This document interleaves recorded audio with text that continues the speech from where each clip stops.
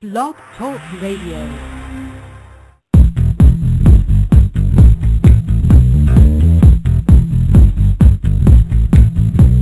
You're tuned in to in5d Radio, the next dimension in radio, where we bring you the hottest, in-depth, spiritual, metaphysical, esoteric conversations and news. With your hosts, Greg Prescott and Heidi Cole. Get ready for spirit, body, and mind to expand in 3, 2, 1. Welcome everyone to in5d Radio, coming to you from Sarasota, Florida, every Monday night at 7 p.m. Eastern, 4 p.m. Pacific, and 12 a.m. midnight in the UK. I'm your host, Greg Prescott from in5d.com. And for the next 2 hours, we're going to be raising the vibration of the planet, galaxy, and universe. Tonight's show is just going to blow your collective minds, as our special guest will be Santos Bonacci. But first, I'd like to introduce my co-host, coming to you from New York City, singer, songwriter, stunt person, and author of the Subway Diaries, Heidi Cole. Hello, Heidi. Hi, Greg. Hi. How are you? What's going on? I'm doing great. Another beautiful day here in Florida. 80s, low 80s. I don't know what that's Celsius. I don't know, 50 maybe? Yeah, it was amazing here. It's our first spring day here in New York, too. It was phenomenal.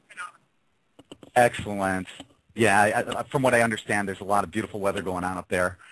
So let's jump right into it. What do you got in the news for us, Heidi? Well, it was, as most people know, and this is all relative, I'll preface it by saying, given the pace of the planet right now, it was kind of a slow week, but again, very relative.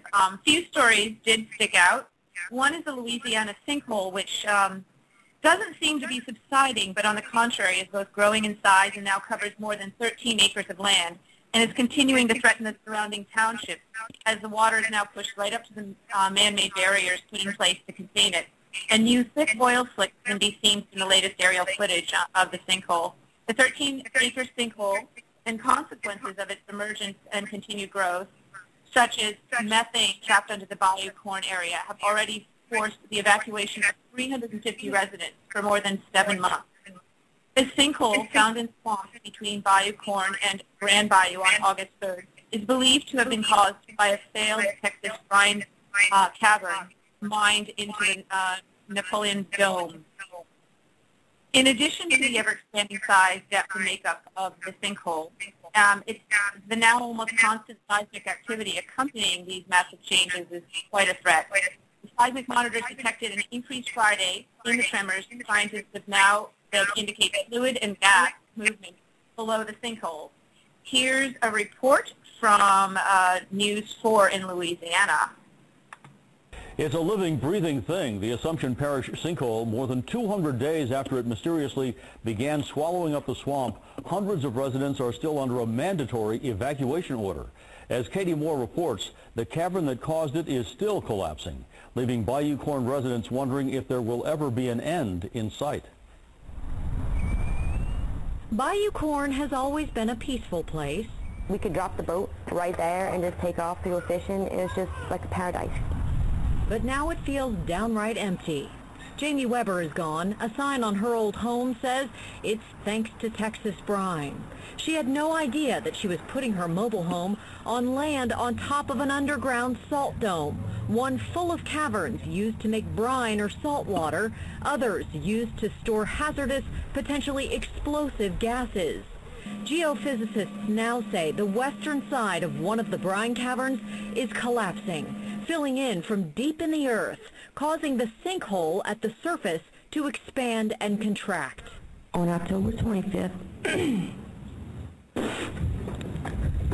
we moved out of our home. She and some of the 350 evacuated Bayou Corn residents packed a joint legislative hearing in Baton Rouge in recent days looking for answers. Many of the ones they keep getting are conflicting and confusing, especially from the state and the company that once mined the collapsing salt cavern, Texas brine. Senator, the cause of the sinkhole is the subject of pending litigation. At this point, I don't think it's proper to have any discussion about what the cause is and whether we accept what anyone has said regarding the cause of the sinkhole. The cavern collapse led to the sinkhole and created a path for the natural gas and the crude oil to come to the surface. That's Louisiana Department of Natural Resources Secretary Stephen Schutz. He slipped out a back door after the hearing without giving us the chance to ask him any questions. The sinkhole is constantly changing. It changes every time we go out there. Gary Hecox is an engineer consulting with DNR about what to do about the sinkhole. It's uncharted territory. The cavern was 3,400 feet deep, which is deeper than any known cavern failure impacting the surface in the international record. Meaning nowhere in the world has a brine cavern this large collapsed, and it's not finished yet. We still have 450 feet to fill. How long is it going to take to fill this up? At 1 foot per day, we're looking at an ongoing event that's still going to run over a year. Every time it shifts, recently installed seismic monitors pick up tremors like little earthquakes. When it does, big bubbles of natural gas, vegetation, and crude oil are released to the surface. They call it a burp. It appears that the sand and gravel that's in the bottom of the sinkhole breaks up a large gas bubble into many small bubbles, just like an aquarium, and that is a good thing, because if you get a single bubble up and have an ignition source, you can have a flashover. An explosion. Instead, those little bubbles are coming out all around the actual sinkhole site, with 20 new sites spotted in the last month. 9 months after the bubble sites first surfaced, Texas Brine started installing vent wells to alleviate the pressure underground. You can see some of them burning in 15 places around Bayou Corn. We continue to install relief wells as fast as we can, and we'll keep doing so as long as they continue to be effective. The problems in there is talk that the sinkhole is going to continue to expand, and that its purpose, which is probably on the conspiracy side of things, is to expand the Mississippi River and cut the United States in half. So we'll keep an eye on that timeline. This past week also there were 2 major earthquakes globally, one 6.2 magnitude in Russia, quite near to the North Korean border, prompting conversations about HAARP-instigated Earth manipulation used as weaponized weather. And the second a 7.1 magnitude striking eastern Indonesia just this past Saturday.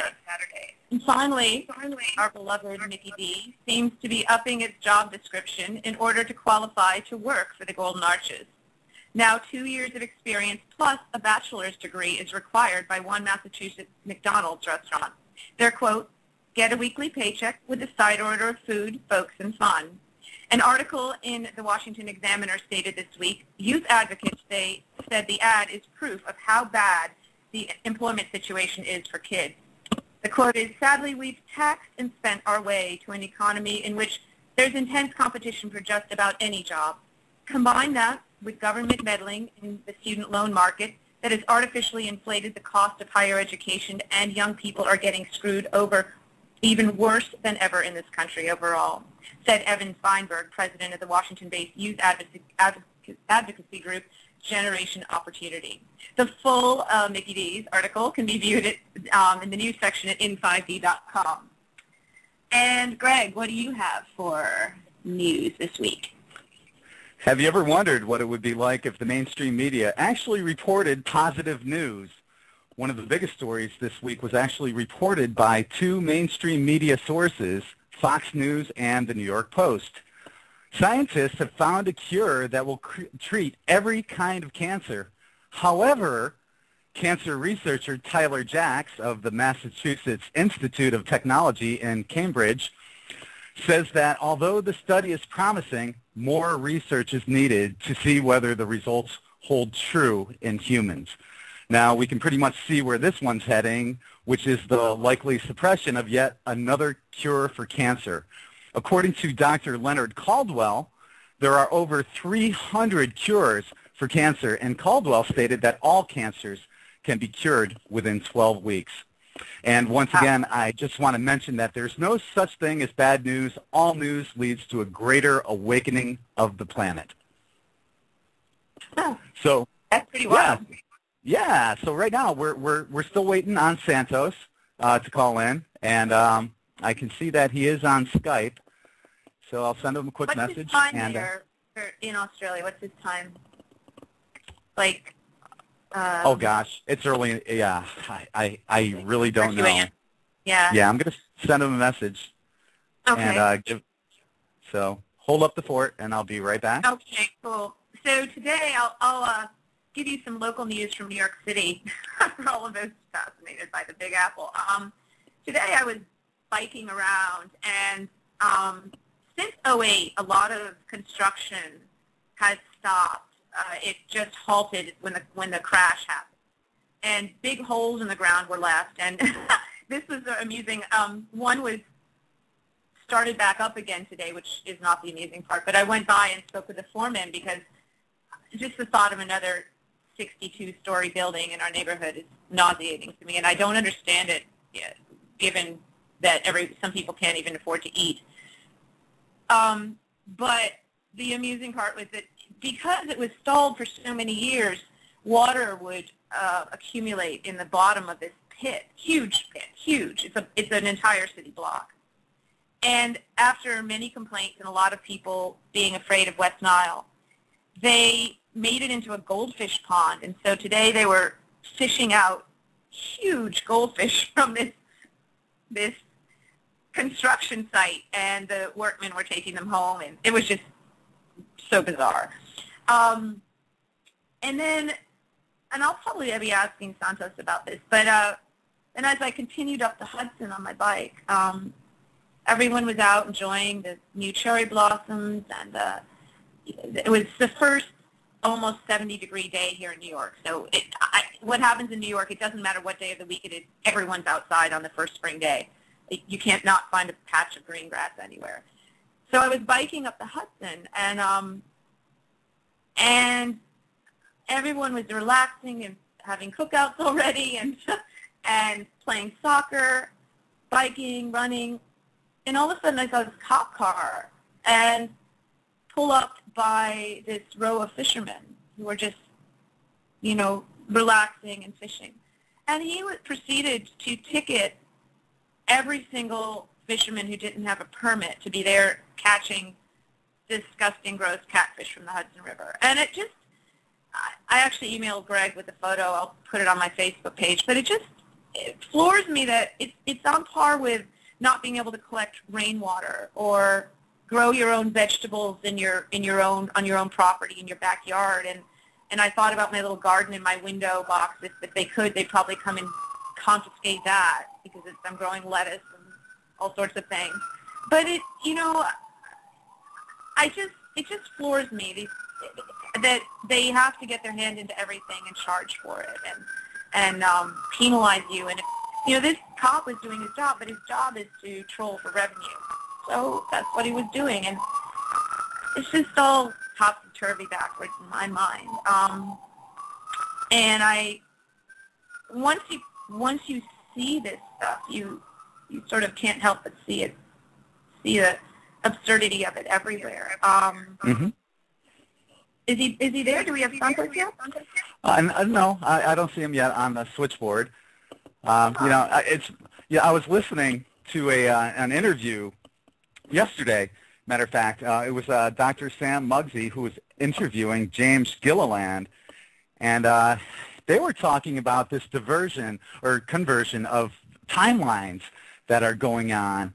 And I've talked to a bunch of people about this, and it's really cool, where people feel like they're almost living in two different timelines, where things are happening here and maybe not happening there. And I think one of the examples that was given was, you could put your keys down on the table and then look back, and it's not there, and the keys aren't there anymore. And you put your keys there, but they're not there anymore. And that was explained to be as a convergence of these timelines, or a divergence, perhaps, of these timelines. So I thought that was pretty cool. And I was wondering, maybe if while we're waiting for Santos to call, if anybody has any kind of experiences like that, where you've kind of gone between timelines, definitely call in and share your experiences with us. Our call-in number is 646-716-8890, feel free to call in and tell us whatever your experiences are, whether it is experiencing dual timelines or how your awakening's going. Feel free to give us a call. Once again, that's 646-716-8890. Or maybe even missed time. That's happened to me. Like hours go by and I swear it's only been 2 minutes or 10 minutes. It's the trippiest experience. I don't know if you've ever had that, Greg, where you're doing something you normally do and you swear you've only been doing it for 10 minutes and 4 hours have passed. Oh, yeah. It's bizarre. It's a bizarre experience. And it's not like you've fallen asleep and wake up 4 hours later. It's not that. You're in life. Like sometimes it happens when I'm busking, when I'm performing, or and that's not an easy job. So I would think I'd know if 4 hours had gone by. A lot of people have been talking about the whole time is speeding up phenomena too, which kind of ties in with this, where it just feels like time is just going quicker. You're getting more done in less time, which is how Ian Lungold explained it. Danny and Brinkley believes that time isn't speeding up, but our consciousness is speeding up. But yet, whether you see it one way or the other, people are just feeling like, yeah, time is speeding up right now.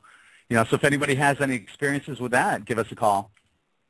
I also think sometimes what's happening, for instance, my experience today, is that when you wake up, when you are living in, when you wake up, you are living in multiple timelines. You cannot be awake and still be stuck strictly in 3D. I don't think it's possible because you're experiencing two different worlds at least.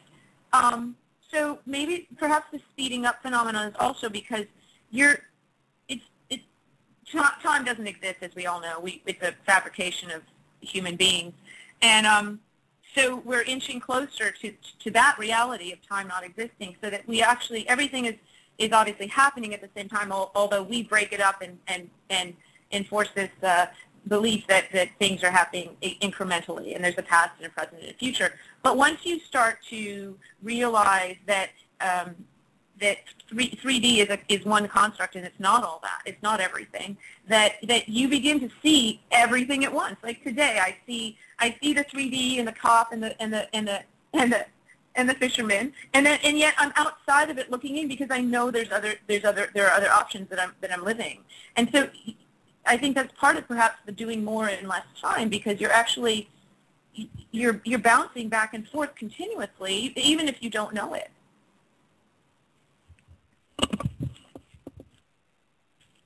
I don't know if you had that experience. I'm sorry, no. There, Greg? Yeah, I was, but my microphone was on mute, so I apologize for that. Yeah. Well, the thing I noticed, and I've been talking to a lot of people about this as well, is that especially when we go into the dream state, it seems like time is non-existent. I don't know if anyone's ever noticed that. When you're dreaming, you're never looking at the clock. You're never cognizant of what day of the week it is. You don't think it's Monday or Wednesday or 7 a.m. or p.m. You just go into that area where, you go into those ethereal realms where, it almost seems like your dreams are more real than actual real life. So I thought that was pretty fascinating. Yeah, I think we spoke about that last week before the first show. Yeah, that dreams are. I think we added that to our ascension list before we got even to symptom number 2. The dreams being more tangible, more viable, more real than this someone else's made up 3D life, right? The waking life. Yeah, that one kind of fell under the first one, the change of sleep patterns, I guess. Right. Yeah, it was a spin-off of that, and it is because this construct that someone else has built, whoever they are, is their idea of reality. It's only an idea of reality. It has very little else going for it. I mean, it's just one option. So once you realize that, it becomes a little. I don't know. I don't know if boring. If boring is on the list of ascension symptoms, and I don't mean. Being bored is not one of my strong suits, but just in the 3D alone, not being able to tap into 5 or 4 or beyond, once you're awake, I find it's a little dull just being in 3D 24/7. It's not enough. Mm-hmm. I don't know if you found. Pardon me? I don't know if you found that or not. That it's not captivating enough anymore. Mm-hmm. Well, we're still waiting for Santos to give us a call in. And Santos, our call-in number is, like everybody else, 646-716-8890. And hopefully he gets the message here soon. And I guess, you know what, in the meanwhile, we're going to go pick up on that list of what we were doing with the 51 Spiritual Awakening symptoms. And what we did was we started out, you know, it's funny, we started this list on our first show, and we made it through maybe 3. I know. Yeah, there's just so much to talk about. And then we kind of cut into a little of them before Jordan came on last week. And now here we are. I think we've only made it to number 5. So a quick recap. Number 1 is a change in the sleep patterns. Number 2 is activity at the crown of the head. Number 3 is sudden waves of emotion. Number 4 is old stuff seems to be coming up.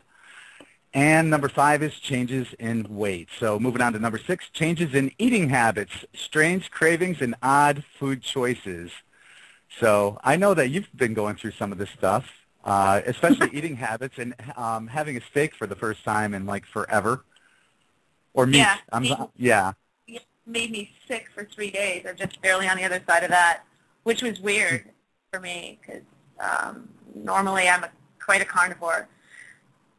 But my body didn't handle it well at all. I mean, the taste of it was awesome, but for 3 days, you heard me do nothing but complain and moan, and I didn't even know if I'd be functioning. It felt like it was really bad. I just have to heed it, I guess.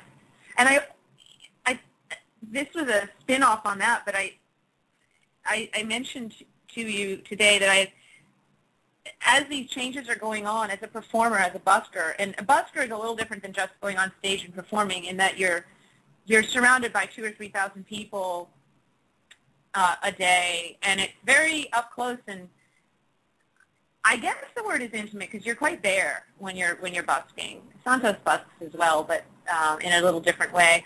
And it's a very vibration-oriented art form when you're down there. And I've noticed my ability to connect with people changes drastically depending on what I've consumed.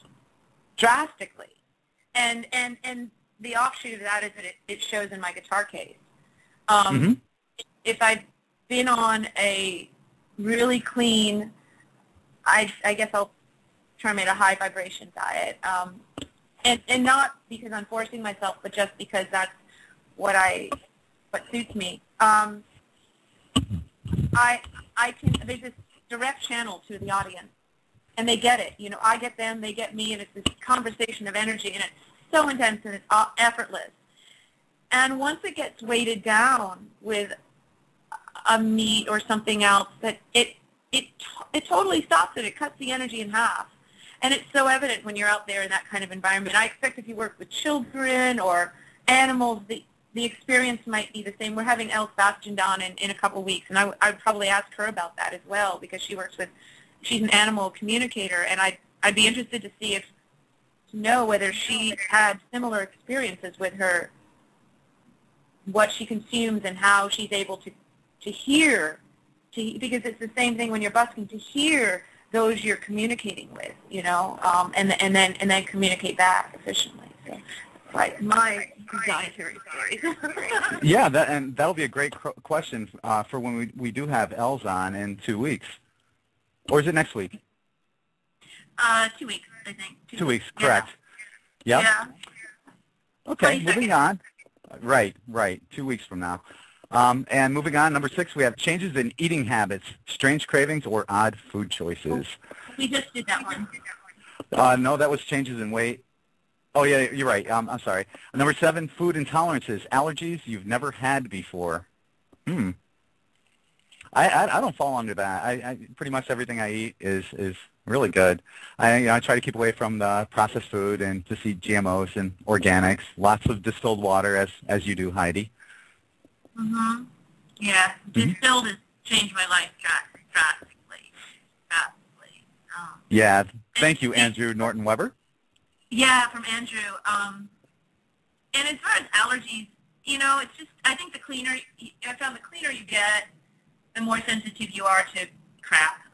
So that's what I found, if that qualifies as an allergy. I mean, you don't tolerate stuff anymore. You just don't, your body doesn't put up with it once it starts to vibrate higher and higher. That's what I found, and maybe that goes under allergies. I agree. Number 8 is amplification of the senses, which would be increased sensitivity. I don't know if anyone's experiencing that. I know I certainly am. You know, all 5 senses are heightened, and you start to actually become more telepathic or involved with ESP, kind of reading people's minds or finishing other people's sentences. So have you experienced any of that? Oh, wow, yes. I mean, my whole life has switched, absolutely. I could write a novel on all the things that have happened, and yes, so every day more and more highly tuned, and actually it ties back into diet, because every now and again I need to slow down, because you start to see, hear, taste, smell, everything, and sometimes it gets a little bit.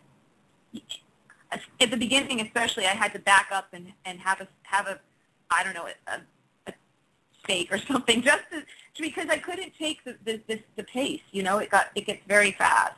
And now it's easier. Now that I'm having this conversation, I realize it doesn't feel as overwhelming. But at the beginning, I had to take breaks, and the only way I could slow myself down. For some people, I guess it's like a vodka martini. For me, it was heavy food. Oh, Lord. So, yeah. You know, I mean, I had to have something to slow my vibration down so I could catch my breath. Does that make sense? I mean, yeah. And then I'd go back and take a little increment, you know, go a little bit further into raising vibration. But because you start to see everything, and it's a lot. Well, you know, as I've told people, you know, I am no angel. You know, don't put me on a pedestal. I'm not an angel. I do smoke cigarettes, and I was talking to a friend, and I'll let her explain it if she wants to. I'm not going to say who it is, but she was at this Metaphysical conference in California, and they all went to take a break, and all but one speaker actually went out and smoked, and they all smoked the same brand, which is the same brand I smoked, which is the natural cigarette, American Spirit Yellow pack. And so yeah, I do smoke. I have my vices. I'm not perfect, but you know, it is what it is. You know, we all have things that we need to do and overcome, and perhaps maybe that's one of my challenges that I wanted to overcome was addiction. So it is what it is. Please don't put me on a pedestal. I don't even look at these things also as okay. I look at them a little differently too. I think society has condemned so many things. You know, I mean, that there's so much guilt attached to things, and I don't see it that way. I see it. Everyone is in their process, and just like my reasoning for, you know, having a steak or something to slow my vibration down when I needed it. I could look at that as an addiction, or I could look at it as that's the process I'm in, or else I sort of feel like I'm self-destructing. It's just too much, you know. So, so I think there are a couple ways to look at the things people do, and if you're aware and awake, and you're willing to be flexible with yourself, you'll make changes when you need to make changes, when you want to make changes. There's not someone in the sky saying, you know, this is good, this is bad, this is what you need to do. It may be fine for you too. I mean, the benefits may outweigh anything that's doing badly to you at the moment because of what you're doing in life. Who knows? Just like me with my meat, it has its place when it has its place. So I don't look at it as I don't know. I don't look at it as like shaking fingers at people so much. It's just me. Now here's something I found interesting under amplification of the senses. They talk about sight, blurry vision, shimmering objects, seeing glittery particles, auras around people, plants, animals, and objects. Some report seeing formerly opaque objects as transparent. So, You know, if anybody is, like I said, listening right now, feel free to give us a call and tell us what you're experiencing. And our number is 646-716-8890 while we're waiting for Santos. And it's possible that Santos might believe that we're on the 8 o'clock time schedule instead of the 7. I'm not sure. I've sent him a message on Skype, so we're waiting on that. And I sent him a message on Facebook. So okay. Then we should. Yeah, I would love to hear other people's ascension experiences. It's always so fascinating because they're usually so similar. You know, you think you're the only one. The blurry vision thing for sure, and the distilled water really helped. It was almost like a medicine for that for me. The distilled water cleared it up. I used to have that a whole lot, really frustratingly so. How about you? Well, you know, the distilled water, as Andrew Norton Weber says, is the fountain of youth. It's, you know, if you look at a picture of me now compared to, you know, even 5 years ago, I look 10 years younger, and I'm not sure whether it's the distilled water or juicing or elimination of GMOs, eating mostly organic, a combination of everything. I don't know, but it's all working. And I can tell you, I see other people. It's happening for them too. So it's really exciting. Yeah, it's pretty powerful stuff. We'll probably have to have him on at some point because he's a endless pit of information on oh yeah that subject. He's the guru, and he's fascinating to listen to, and he's so passionate about it. So it's a joy to hear him every time. Okay. What's the well, next let's one? move. Number 9 is skin eruptions, rashes, bumps, acne, hives, and shingles. I've had, here I am, I turned 53 this year, and I've had pimples, and not full-blown zits. I don't want to gross anyone out, but I haven't had that, but just, you know, pimples that are coming up here and there, and I'm like, where the hell is this coming from? Yeah. Yeah, not me, except when I was started distilled water that happened, but I think that was the detox process for distilled water. That happens a lot. So I haven't done that. You know, it's interesting because the article goes on to say that it might be a sign of releasing toxins from your body. So as we're purifying our bodies, they have to come out somehow in some way, either through sweat or perhaps pimples or whatever. But that might be one of the ways that it's being rid from our bodies. Number 10 is episodes of intense energy, which make you want to leap out of bed and into action. It goes on to say, followed by periods of lethargy and fatigue. The fatigue usually follows great shifts. This is a time of integration, so give into it. Intense energy. Have you experienced any intense energy? Oh my God, that's me 24/7. Yes, and then but that's been me my whole life. I'm like a puppy, you know, like cray, go, and then collapse. But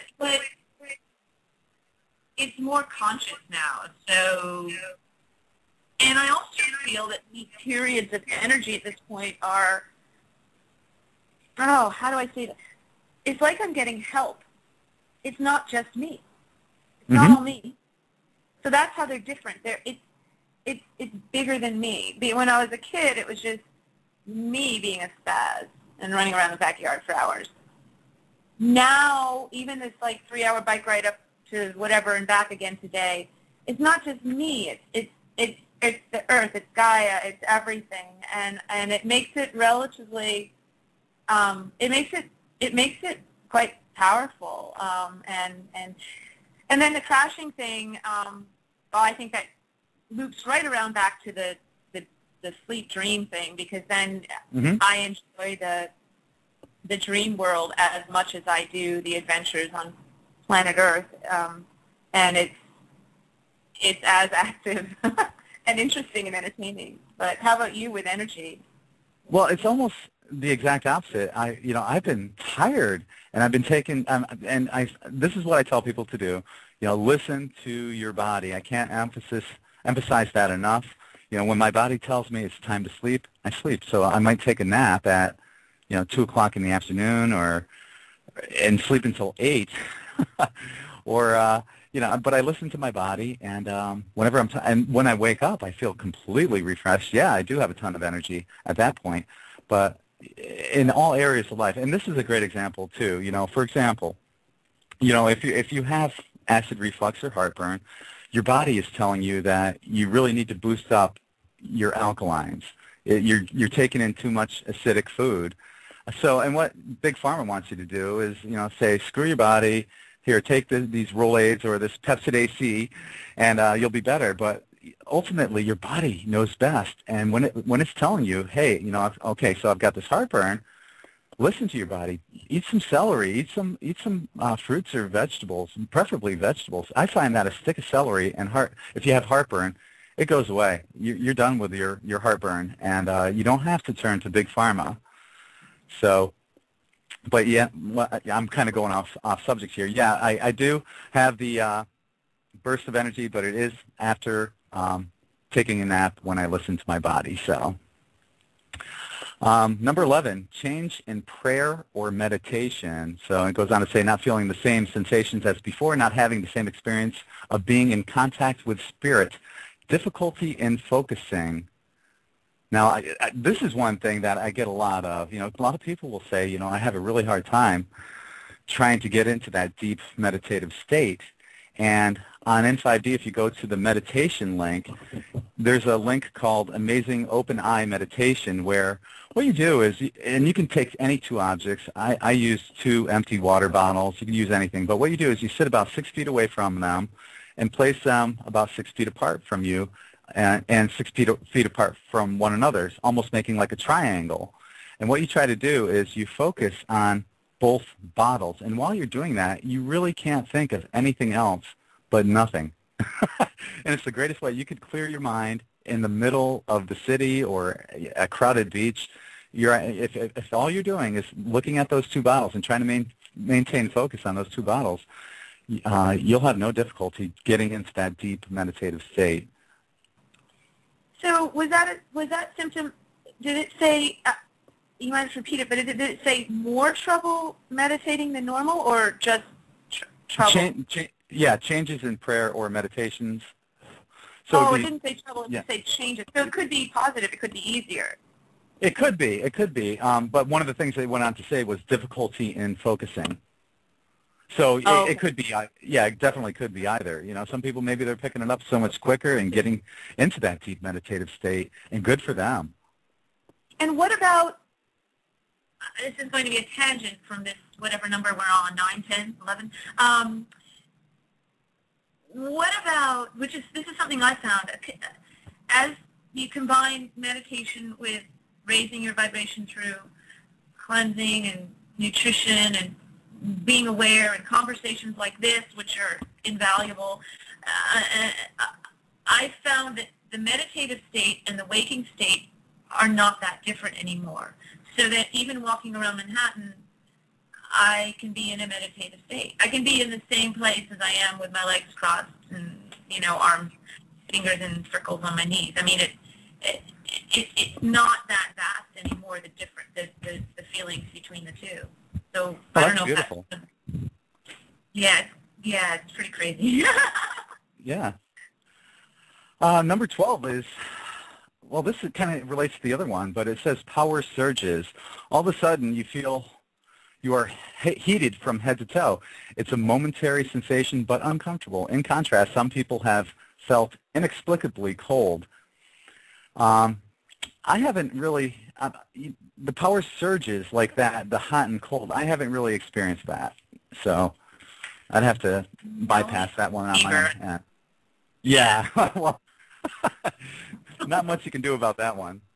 And the advice that they give is, if you are uncomfortable, ask your higher power that, if it be for your best interest and highest good, to turn down or up the temperature a little bit.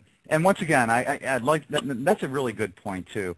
Is we all have our spirit guides and guardian angels that are there waiting for us to ask them to do anything for us. I mean, they're following you around as if you are the God that you are, and they're waiting for you to ask them to do anything. They're there for you 24/7, and yet most of the time we're just oh, I can handle this, or this is something I can do on my own. But yeah, definitely turn to your spirit guides and guardian angels and ask them for help at any time.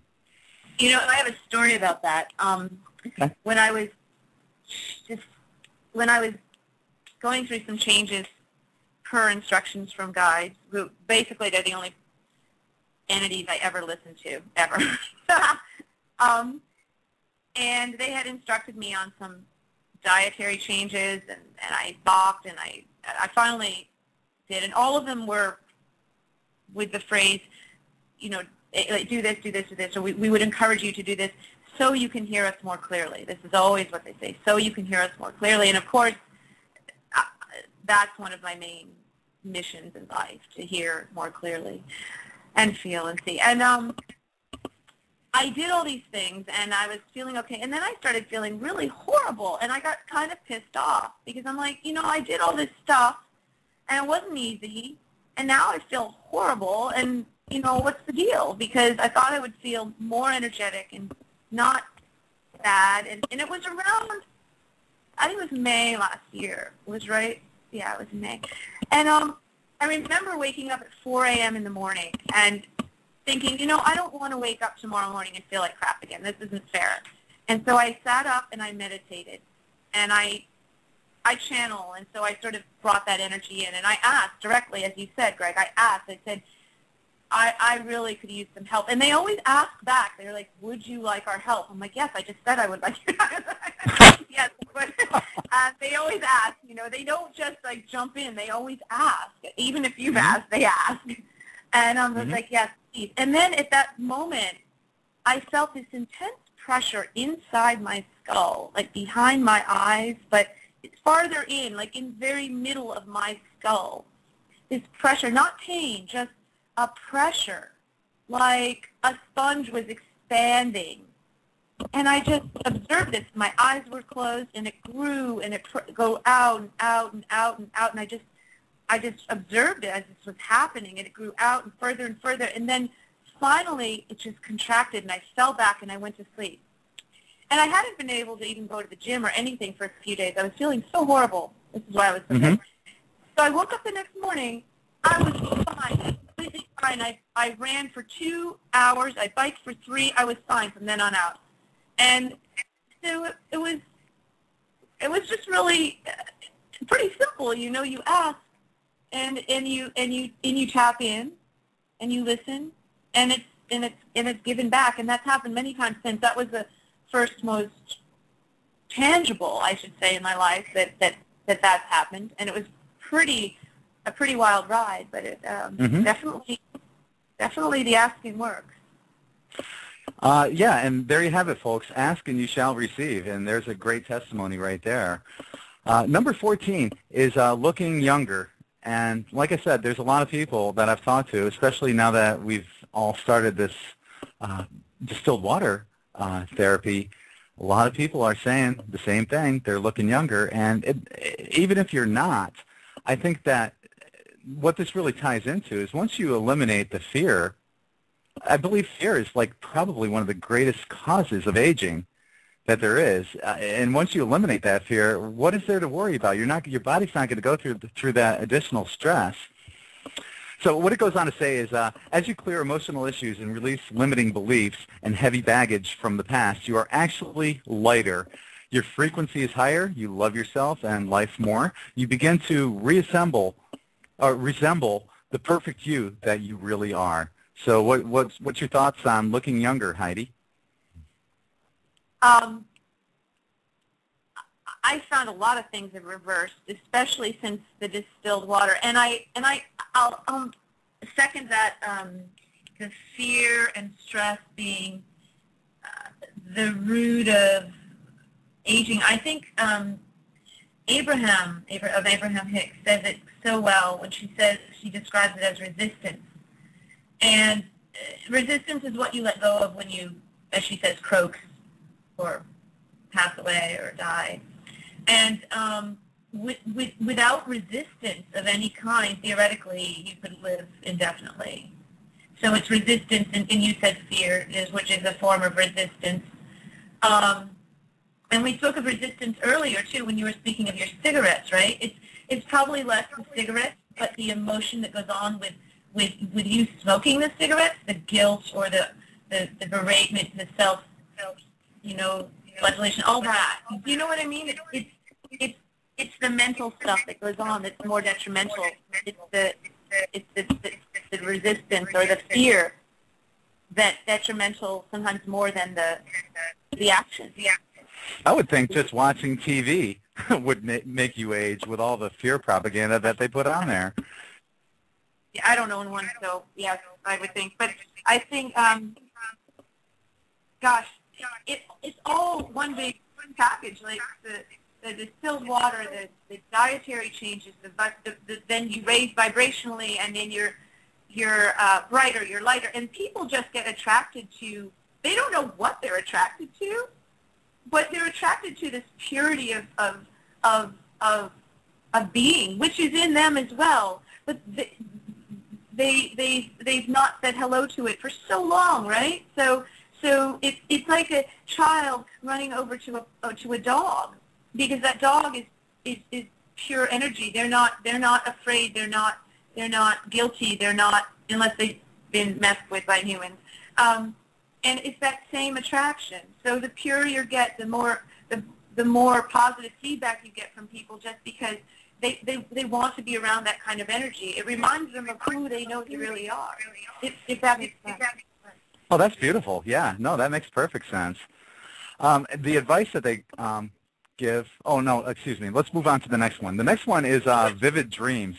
And this is really, I'll tell you, for myself, I've had so many dreams recently, and I explained one of them, and it actually turned out to be an article where I went to the other side and experienced what it was like to have my memory erased before I incarnated here. So that was just one of them, and I've been having dreams about my daughter, and my daughter actually meeting her spirit guide and me as well on the other side, and so many intense dreams. And I also find that once you have eliminated all the fear, the only thing left in your mind to work out is either what hasn't came yet, so you'll have these prophetic dreams, or just something mundane that happened throughout the day. Say you walked your dog during the day, and you might have a dream about walking your dog at night. But once you eliminate that fear, and it really ties into the looking younger one, it really does give you these amazing dreams. So have you had any vivid dream experiences lately? Oh my God, yeah. I mine are crazy. Mine are like amusement parks. I mean, I had this dream. I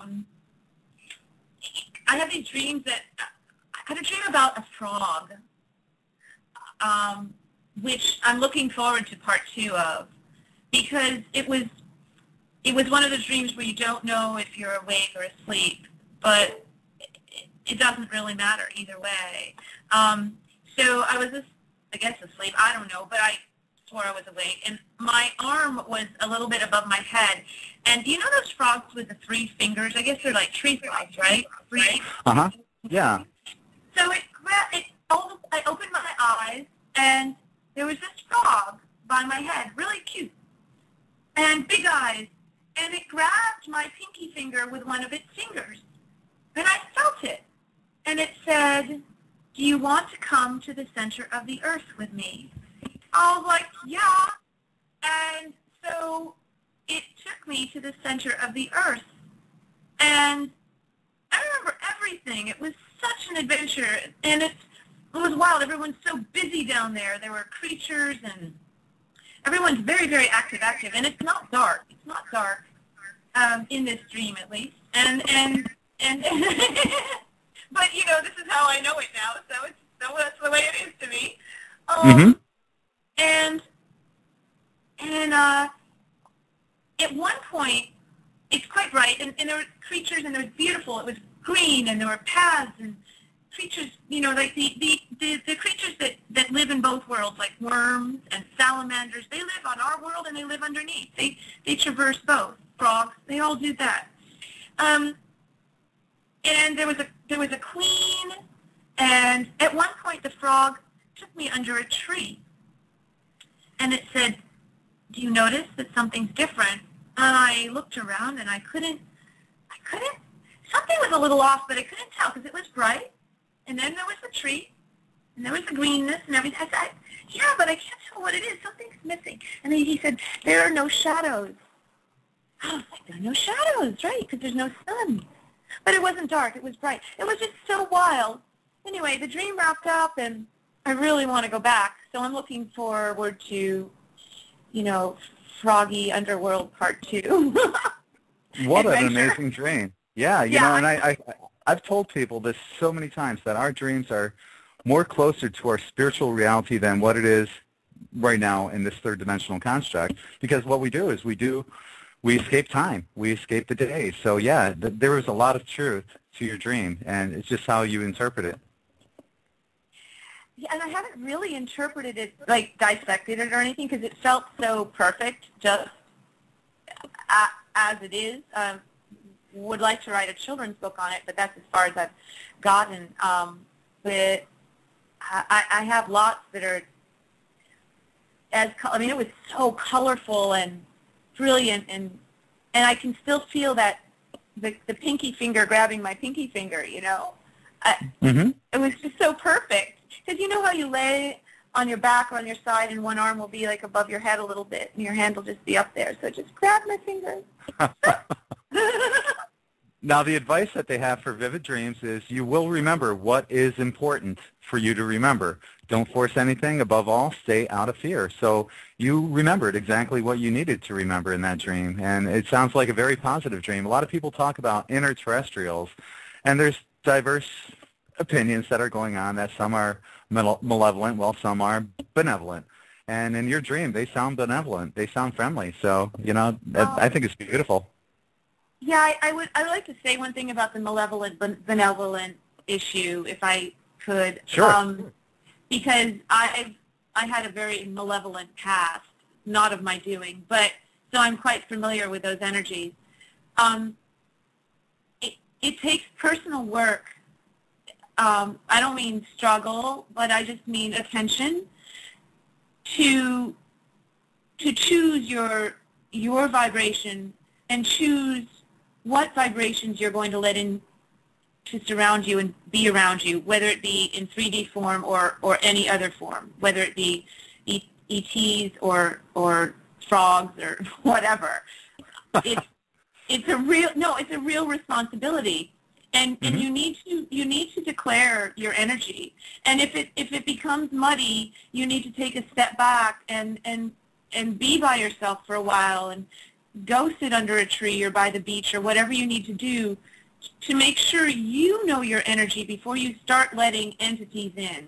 Because if you don't know what you're about, you're going to become fodder, as so many are on this earth right now, for vampire, energetic vampires of all sorts.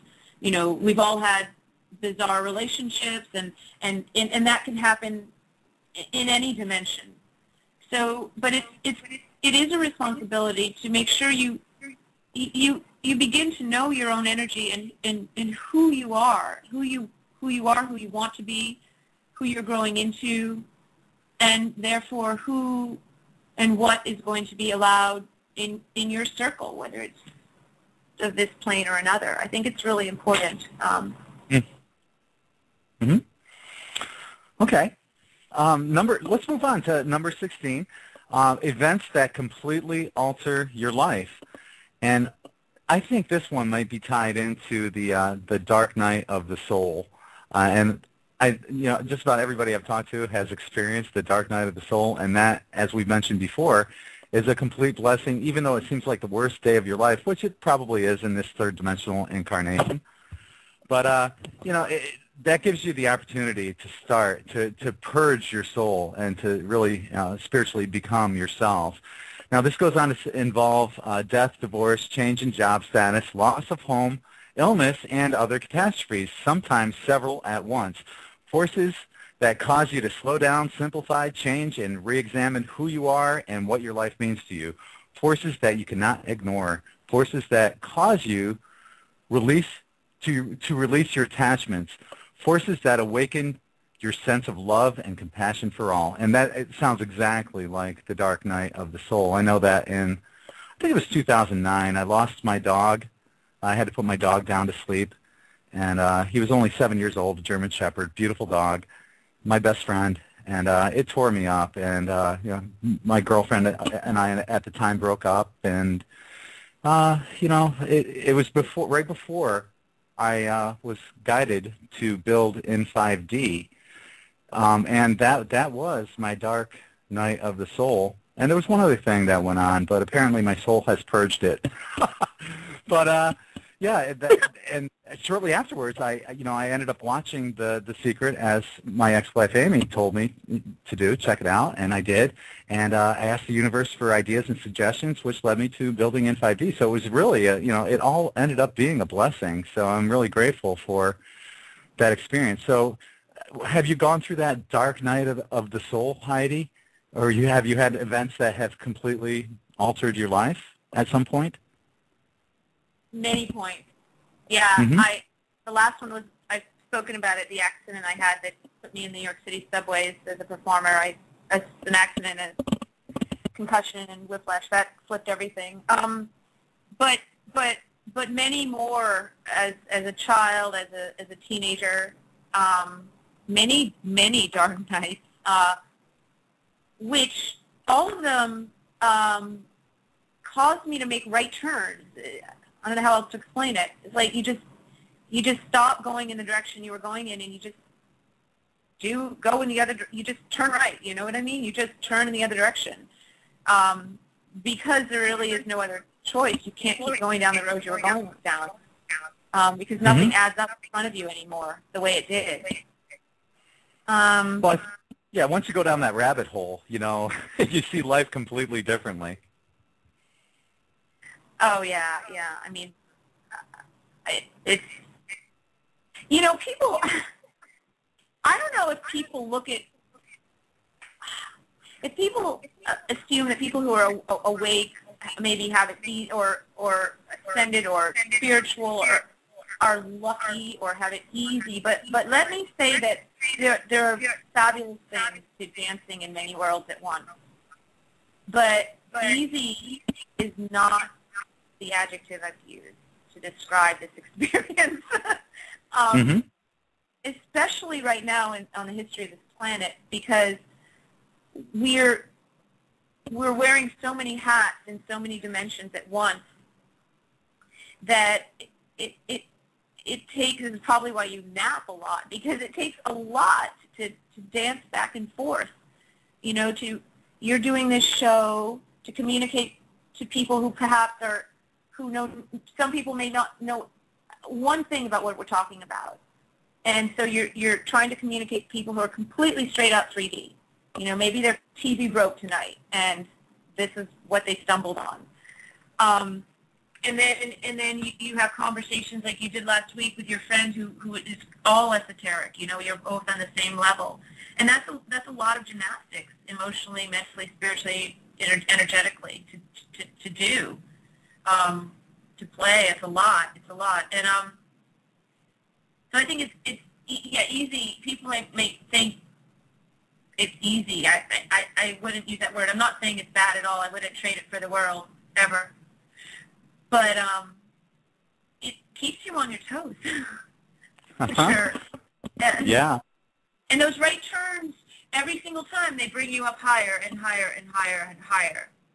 And so those dark, you call them dark nights of the soul. I kind of think they're essential for someone at this point. And I'm not saying they'll be essential for future generations at all.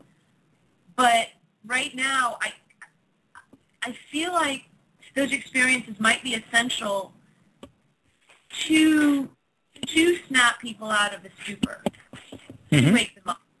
So it's sort of like an initiation in a way, if you look at it that way. And it's necessary for many.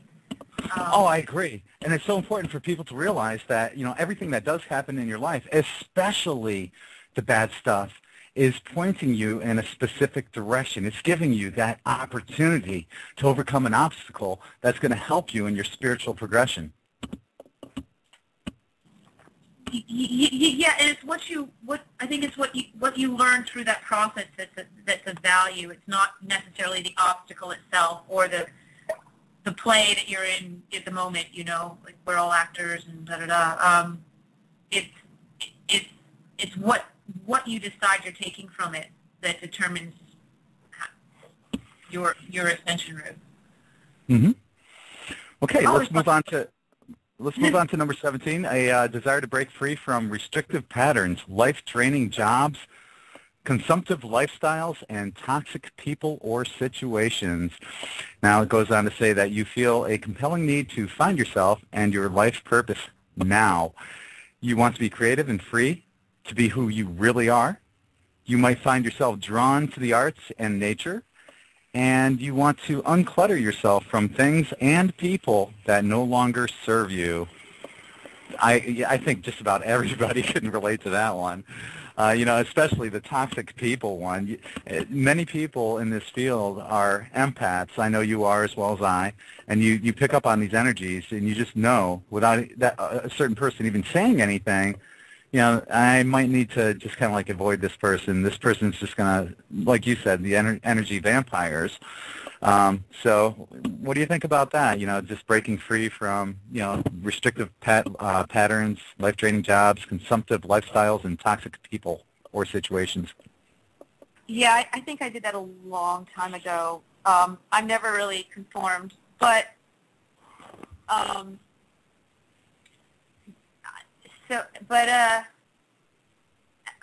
never been one to follow other people's ideas of how my life should be.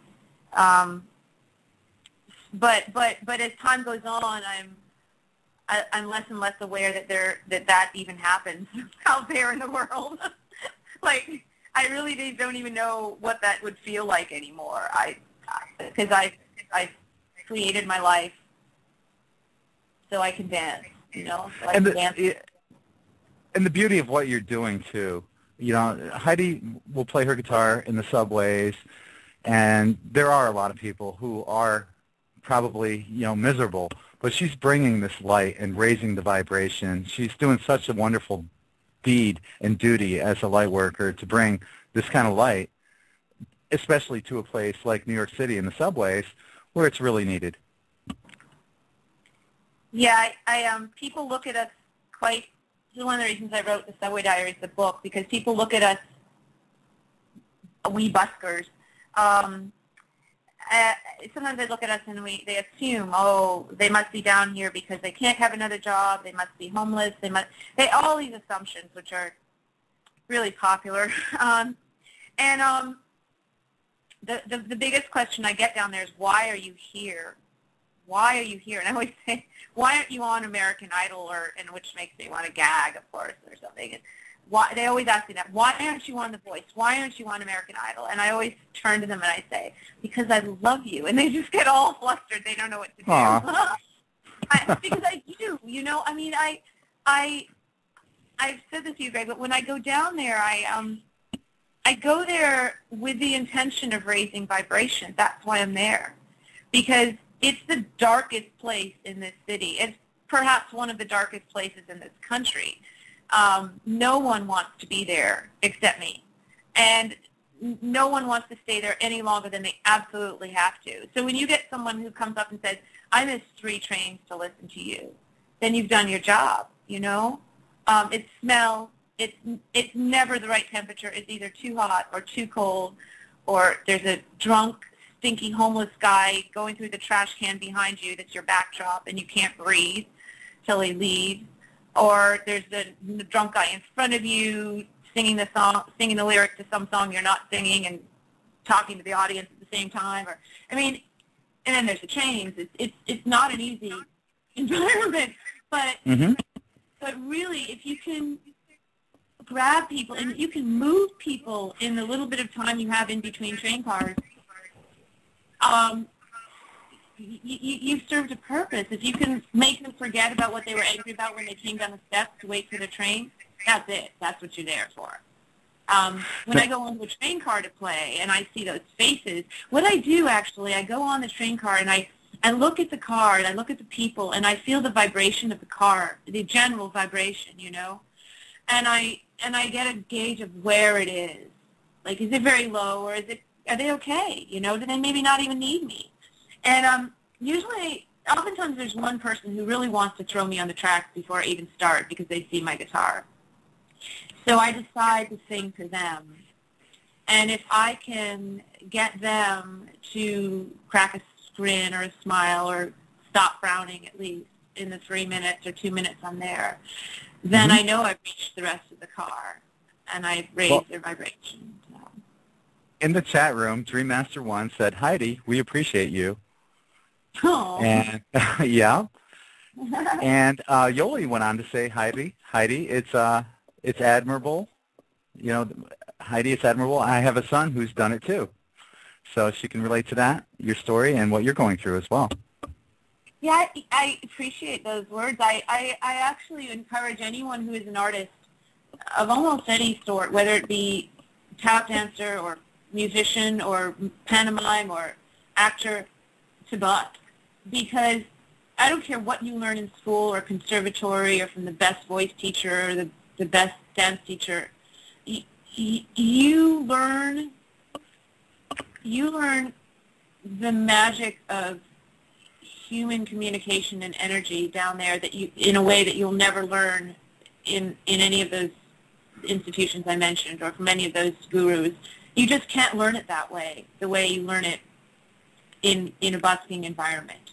It's something that it's really hard to write about, it's really hard to describe, but it's very tangible when you're experiencing it. So kudos to your son for, I can't remember who it is who said his son was had tried it, but awesome. That would be Yoli. Yep. Oh, it's really right. It's brilliant. It's brave of them, very brave. So, and it's a magical world down there. I'm madly in love with it. So, because it's one of the last untouched places in Manhattan that's not yet controlled by big money yet. You know, it's the NYPD throws us in jail and sends us to court and tickets us and beats us and arrests us, but it's yet to be owned by Disney or Clear Channel. You know, I mean, there may come a day, but at this moment it's still ours. So that's very valuable. Let's move to number 18. Number 18 is emotional and mental confusion, a feeling that you need to get your life straightened out. It feels like it's a mess, but at the same time you feel chaotic and unable to focus. And that could, once again, be related to the dark night of the soul, straightening out your life, you know, finally reaching that bottom point and having that opportunity to overcome certain things that are in your life to get you pointed in the right direction on your spiritual path. So it's about being confused? She said confused. Well, yeah, it could be. You know, it's like everything is chaos. It's a mess, you know, and it's really at that point, you know, really finding yourself, because ultimately this is what those in power are. It's one of the biggest agendas that they push is the whole divide and conquer premise. For example, you know, yeah, I watched football on Sundays, but I understand the premise behind it. All sports are about divide and conquer. My tribe against your tribe. So, you know, it's just a matter of understanding that and knowing what's behind that. You know, every owner of a team is essentially the slave owner of the players that play for him, even though they belong to a millionaires club. No different than, you know, slavery has never left. We're all economic slaves, and you know, and I've always said that once the bottom of the pyramid unites, which is all of us, every race, every ethnicity, once we unite, the rest will collapse. So it's just a matter of us, everybody on this bottom level, just coming together, and it'll all go away. Just stop feeding the beast. I mean, and start growing creating your own life. It's true, and then it will you'll starve the beast. You know, starve the beast. But the confusion thing is interesting. As I was biking up today, Everything is a vibration for me. So I'm biking through these cherry blossoms that are just coming out, and these woods that are all crunchy and brown, and a few daffodils popping up, and it feels a certain way, you know, and as compared to last summer when it was all green so it feels a little different. It's awesome, but it feels different. And as I was coming home, usually on the way home after 2.5 hours of biking or whatever, I feel quite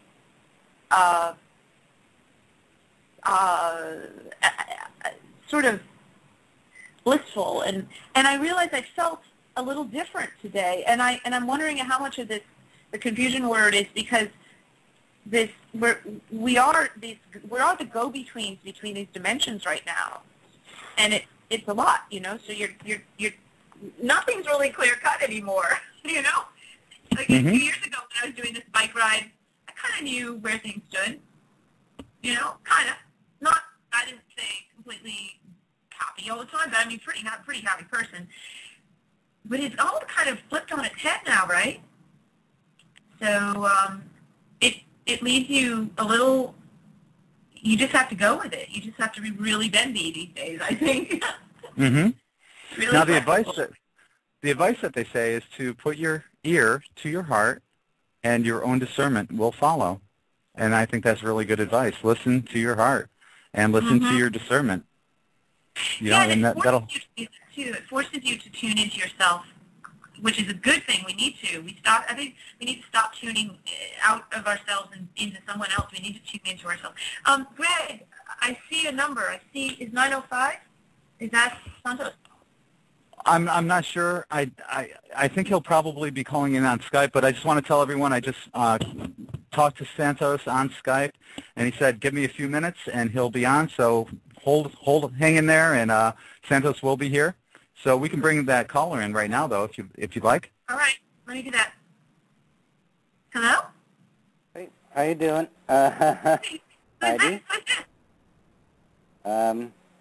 Beautiful energy, and I didn't catch the gentleman's name. Oh, Greg Prescott. He's the in5d guru. He's the head of this whole thing. Greg, awesome. Hi. Awesome. What's your name? My name is Dennis. I'm Dream Master in the room. Oh, Dream Master. Okay, great. How are you? What you're mentioning is so on key, and such needed to be mentioned to humanity, really. Your energy is quite prevalent.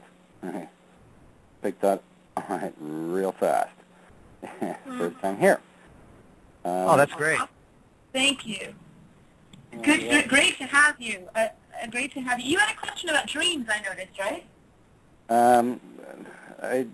I work in many ways, and yeah, dreams are one of them. You know, you've touched on so many things, and I felt compelled to call. We love that. Again, I love your energy. Your energy is awesome. And yeah, I don't know where to begin. I don't want to be. You had a question about dreams. You were saying your dreams. Why do they? I saw it in the chat room. Why do they seem? Why do you travel or something? I'm not sure we can answer. But it would be good to have a discussion. I can't remember how you phrased it though. Well, no, I quote unquote astral travel, like people like to label it. You know, I've always called it outer dimensionally planing, right, per se. But you know, recognizing our multi-dimensional beings that we are, right? And we are coming into a remembrance of that. You know, this is what I've been observing, and as you were speaking, and I know you have Santos, I believe, coming on pretty soon. I don't want to consume too much of your time. It's you know, I've noticed that many energy workers, healers, whatnot, are really looking for answers to what is going on with the energy that's occurring right now. And for me, I always go back to source, right? Knowing source within me. Mm-hmm. And what's really important is holding ground, right? Keeping a balance, keeping your focus, and coming into center. And these are things that are really important, especially for healers. And the energies that are occurring right now, as being empaths, the energy that is occurring right now, in the last week and a half, really, is really vamped up. And yes, I noticed that last week. It was this huge surge of energy. Yeah. You know, and there's a video that I posted on in5d News. I believe it was today, and it was I was talking about it earlier with it was with Sam Muggsy talking to James Gilliland, and they were both mentioning the same thing that you're talking about, Dennis, about that energy, and at about the same time. So it's not just you. A lot of people are picking up on this. Yes. Yes. Yeah, it's pretty intense. It is. It's like. And remember when I said earlier, it's not your, like when I was 7, it's just me, you know, it's just my energy, and but now it's not. It's like you're floating on some other. You're getting assistance. It's almost like you're floating on a cloud of energy. It's not just you. It's really wild. Yeah. No, it's awesome to witness.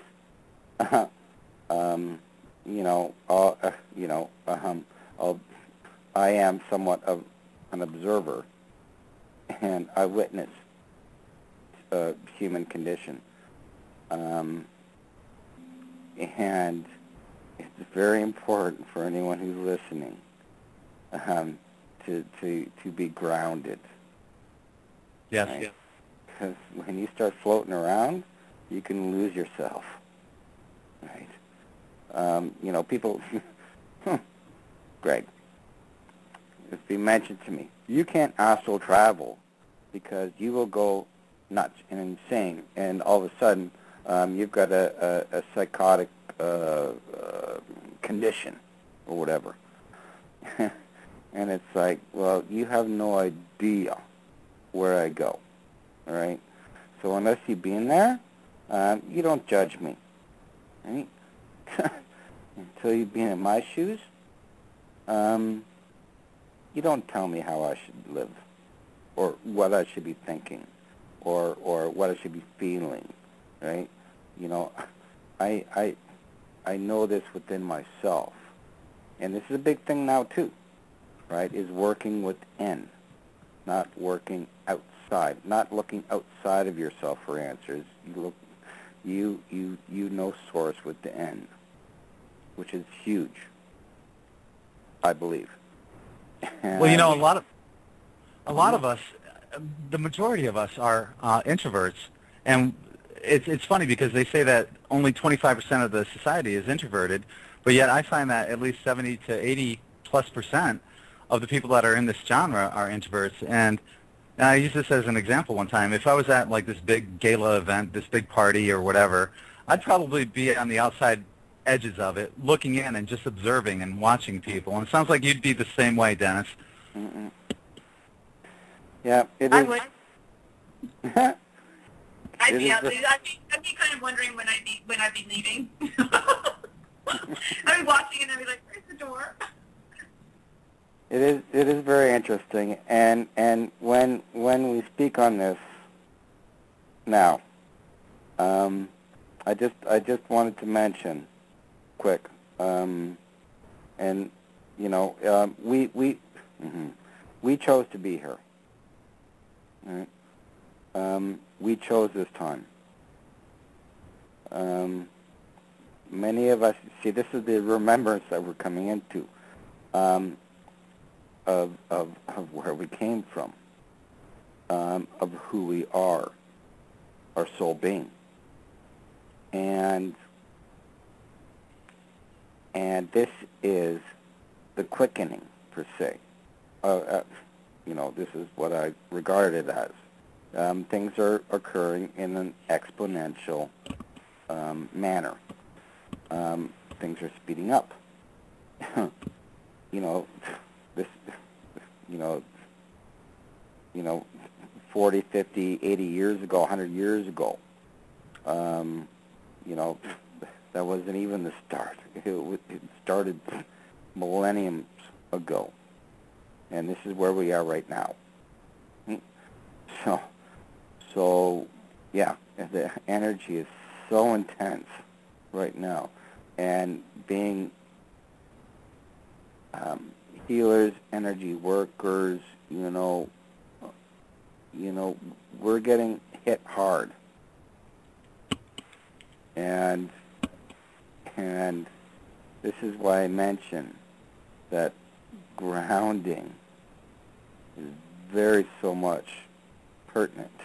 It's almost like it's required, all right? Because otherwise, you know, you lose yourself, you know, from this 3D, really. I don't know what else to say. And when you were speaking in regards to dreams, right? Yeah, dreams. You know, people ask me, you know, how do you dream the way you dream? To me, and it's like, you know, you really have to negate your subconscious, right? You got to put your ego to the side, right? Because ego comes into your dream, big time, and so does subcon. And if you were to sort out daily situations with individuals, situations, whatnot, on a daily basis, you know, it frees up so much more time per se. Because you know, when you're in a dream, there is no time per se. No.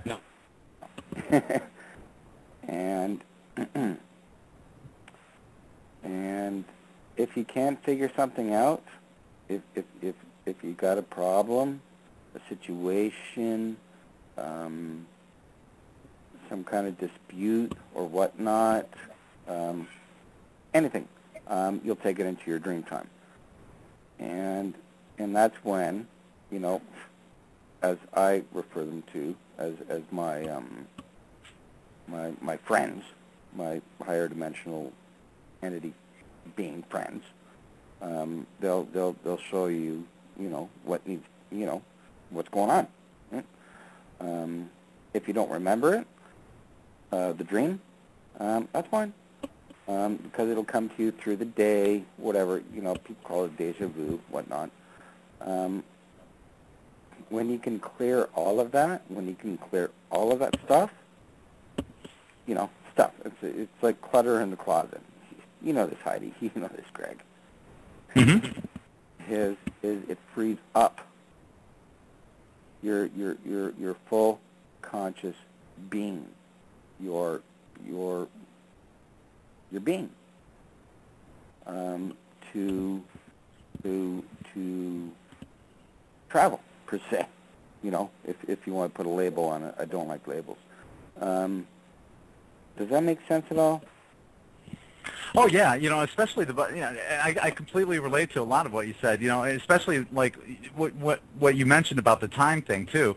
You know, how we do transcend time. How this is really our the closest we're going to be to our spiritual self, true being, is when we dream.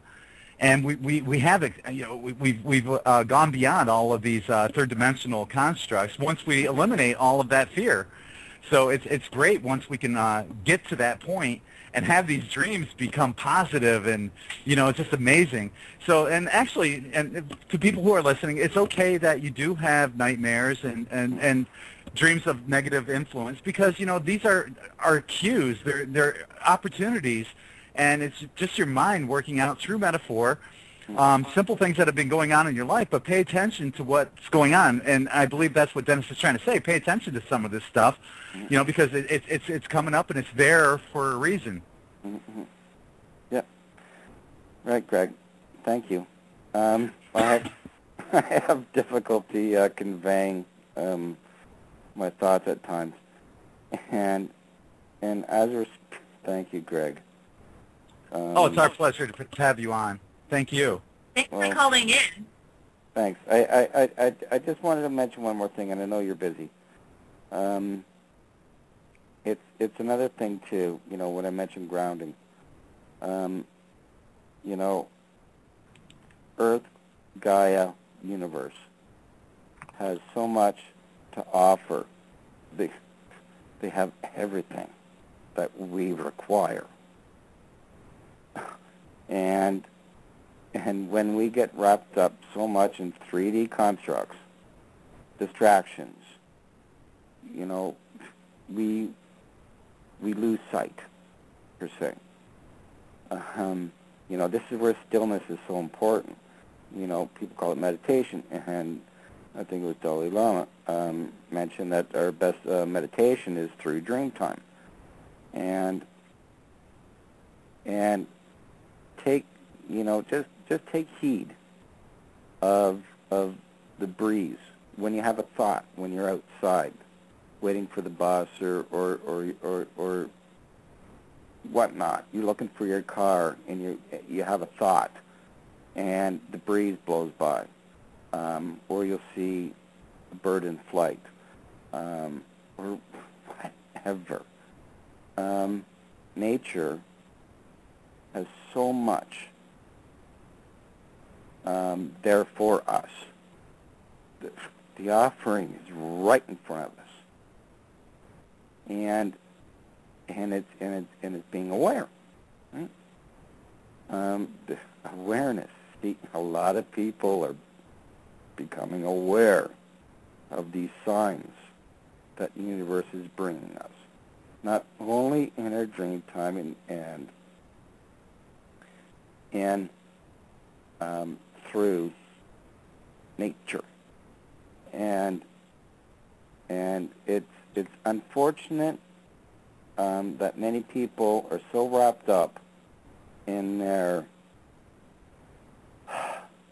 stuff that they can't see this.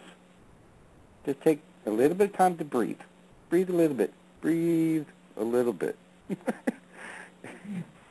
and see it, because it's right there. Well, part of that grounding process is, like you said, getting out into nature. I took a day yesterday, which I rarely do, and I went to the beach and hung out there with my beach people, and came home, took my nap, and went back out to the beach and checked out the drum circle and got into that whole vibration that's going on with the drum circle. It was great. But I don't get enough of that time for myself, because I'm always busy working on the website 10 to 15 plus hours a day, that I don't get enough time to really connect with nature and things that ground me. I don't do that enough. So it was really good to do that, and that was a good point that you brought up. Now, hey, Dennis, I see we have another caller coming in right now. I'm going to let you go at that point. But thank you for calling in. Yeah, well, thanks, Dennis, for calling. Yeah, thanks, Heidi. All right, great show. Okay, we'll talk soon. Yeah, love the energy. Thank you. Yay. All right. Take care, brother. All right. Okay. Bye-bye. All right. Good job. Okay, we have, I'm not sure who this one is. Uh-oh. Greg, did you leave? I think we lost 3 people at once. Oh, wow. Hold on. Let me see. Hello? Hello? Hi. Who is this? This is Kendra Gilbert from Ocala, Florida. Hi, Kendra. I'm sorry for some reason we've lost Greg for the moment, but he'll be on with us again. How are you this evening? That's fine. I'm doing fine. How are you? Good. I'm good. So what's on your mind? Well, I've been listening since you guys started tonight's show, and I'm just, this is the first in5d radio show that we've been able to listen to. I've been just really busy, but I'm glad that I was able to get on the Blog Talk radio show and listen. But you guys have been talking a lot about dreams and different symptoms and everything for spiritual, awakening or ascension process, and I just find it really interesting. But I wanted to mention too, when you're talking about the dreams and everything, when it comes to our children, like, we have a 6-year-old little boy, and, he, for the most part, it's not like we, shelter him so much that, it's, like we've got him in a glass jar or anything, but we do try to keep him away from certain types of TV programming. We don't want him to sit there and drool into the television, and he's got a very vivid imagination to begin with, but some of the dreams that even our kids, and if parents would just, I think, listen when our little ones talk to us, we can really, really see so many wonderful things that are happening in their minds and in their world too, because, our son is talking to us about things that are just phenomenal, and he's coming up with all of these imaginatory things that, just blow me away. And, I just think that when we're talking about all these things, we really need to listen to our little guys too, and see what's going on in their minds. Do you have an example? I'd love to hear one of his adventures if you can remember one. Well, yeah, sure. And it's not only that too, but I also notice that I know when his dreams are coming from him and when they're being influenced. Right. We do let him play video games, and at times he loves the video games, but there's been times when he's come to us and in the morning and has talked to us about characters in his video games coming into his dreams. And I don't know if that's necessarily a healthy thing, because I don't know if it's allowing, a part of his mind to kind of be, hijacked by programming, or if it's, you know what I'm saying? It's almost like you can tell. Just like when you give a kid sugar and they start acting all crazy and stuff. Well, it's obviously not them that's really doing that. It's because it's a side effect or a symptom. But you can tell. Can you also tell? Does your son's dream, your children's dreams, do they actually tell you things you don't know yet? Like, are they learning experiences for you as well when you listen? Do they propel you forward? Yeah, very, very much so. Our youngest, I tell you, I'm really feel blessed. I feel like even though I gave birth to him, he really doesn't. I don't know. He's just this amazing old soul, I feel. And yes, I do. I've learned quite a bit from him. He blows me away sometimes with the things that he says and comes up with that I know are really genuinely coming from him and not something he's seen or heard and was programmed by some crazy thing he's seen on TV. So, right. My thing is I just feel like it's so important for parents to pull our kids away from that television and from those things that are influencing them, and let them discover who they are instead of them, being, they get enough of that programming junk when they're in school. You know what I'm saying? Right. But, get them outside and get them doing things out there. I got to jump in here. The Skype gods booted me off, and I didn't have a chance to say hi to Kendra. Now, hey, folks, hi, Kendra. Hi, Lars. I know you're listening in. Now, I met Kendra and Lars over at Siesta Key Beach last year, and they are amazing people. They have these, and I sound like I'm their biggest promoter, which I probably am.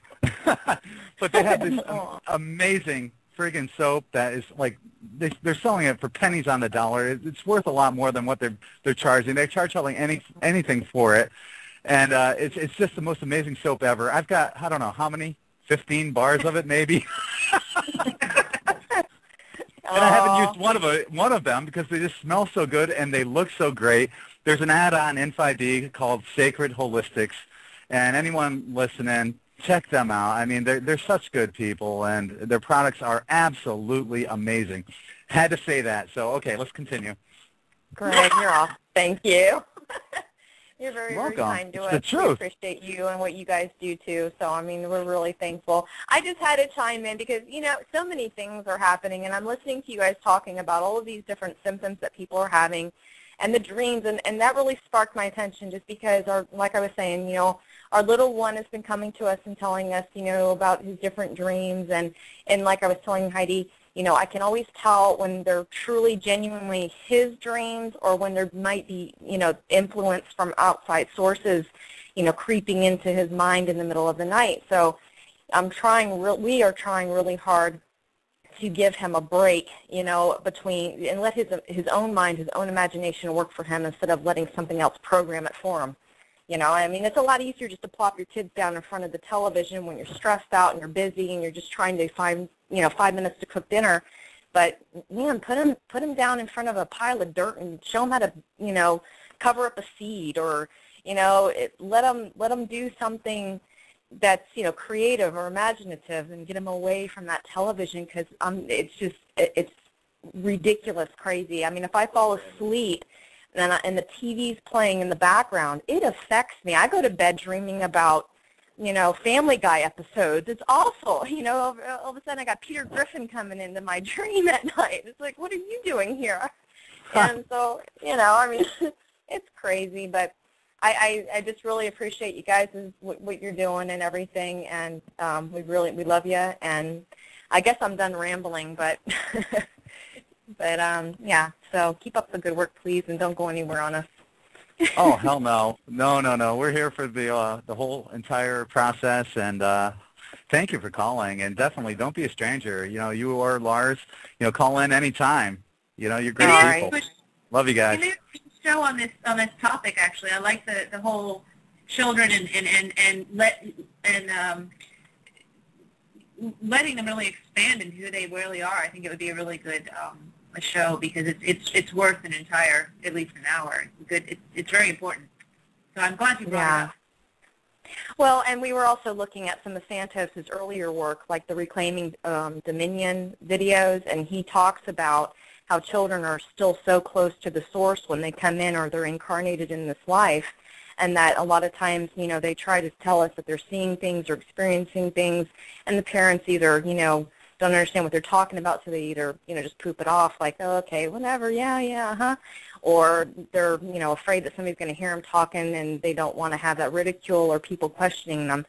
But, you know, in fact, they're little gods and goddesses coming into the world that, you know, really have a lot to say and to teach us, and it's sad to see them shunned like that, you know, and cut off, and then just, you know, it just feels like that we're really doing a disservice to humanity by cutting off our kids' rights to, you know, be who they are and who they're meant to be. It's just terrible. It drives me crazy. But anyway. Well, you and Lars are going to have to come back down to Siesta Key Beach again and take advantage of that 99% quartz crystal sand. And, yeah, definitely. Next time, bring your bathing suits. You guys were, like, sweating last time in the middle of summer. Yeah. Well, I will definitely keep that in mind for this summer, and you're definitely on our list of things. We want to come back up there and hang out again. That was cool. That was a lot of fun. Yeah, you'll have to check out Sacred Holistics, also, the metaphysical store I was telling you about. You mean Elysian Fields? Oh, I'm sorry, yeah. Yeah, that was your place, yeah. Elysian Fields, yes. Greg, you're awesome. Thank you so much. We love you to death. All righty. Namaste, you guys. Thank you. Namaste. Thanks for calling in. Thanks, Ken. Bye-bye. Bye. Okay, so Santos is right now asking me if he's able to call in through Skype. I'm giving him our Skype number, and we should have him here any second now. So everybody, thank you for being patient. I got to tell you, though, that, you know, Santos has a lot on his plate. I know that he's got a new movie that he's working on, and he wants to get that up and going as soon as possible. and he's working to get that going, and he's got everything else on his plate. He does so much to help humanity. So, as well, right? He's about to pardon fly me? out. He's about to fly to Ecuador to start filming there. So it's insane for him right now. Okay, cool. Yeah. Okay. Yeah. Santos says he's in, and he hears us right now, but I don't see him on the switchboard. I'm sure he'll pop up shortly. Yeah, so we're just waiting to see his number pop up here on the switchboard. He's and calling in from Skype or he says he's in, and he hears us right now. So, but I don't see him on the switchboard yet. So. Well, sometimes they're so. There is a way to bring them in too as the host, but I'm not the host. You're hosting, and I'm co-hosting, calling as the co-host this week. Do you want me to? Do you want me to go off and then you can bring him in? Yeah, that might work as well. Oh, there he is. There he is. All right. Yes. Awesome. We're going to bring his mic live.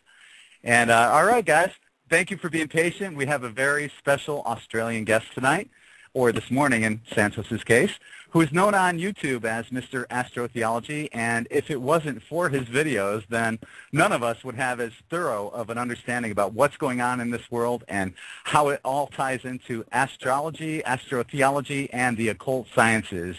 So it is truly my pleasure to introduce everyone to Santos Bonacci. Hi, Santos. Welcome to in5d Radio. Oh, thanks, Greg. It's my pleasure. Absolutely. I could have been on earlier if I didn't have so much computer trouble either. So. Hi, Santos. It's Heidi. How are you? Thanks for showing up. Hey, Heidi. Thank you kindly for inviting me on. My pleasure. My pleasure.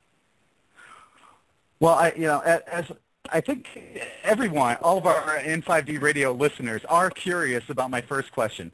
As we approach the golden age, where is the evolution of humanity and consciousness heading? Wow. Yeah, that's a biggie, isn't it? Yeah, that's a biggie.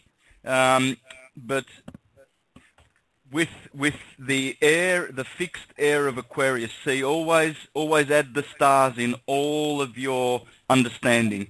As the heavens line up so that the equinox is in Aquarius, so the equinox is pointing to Aquarius, it will channel in Aquarian fixed air energy for humanity. We are always going up, always, unless we choose to go sideways or backward. That's a personal choice.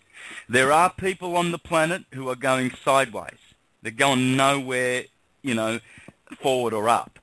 And there are people that are really, really going backwards. These would be your banksters, people who have no problems extinguishing the life of a fellow human being for profit and, fiat currency. And we've seen that. We know all about that negativity.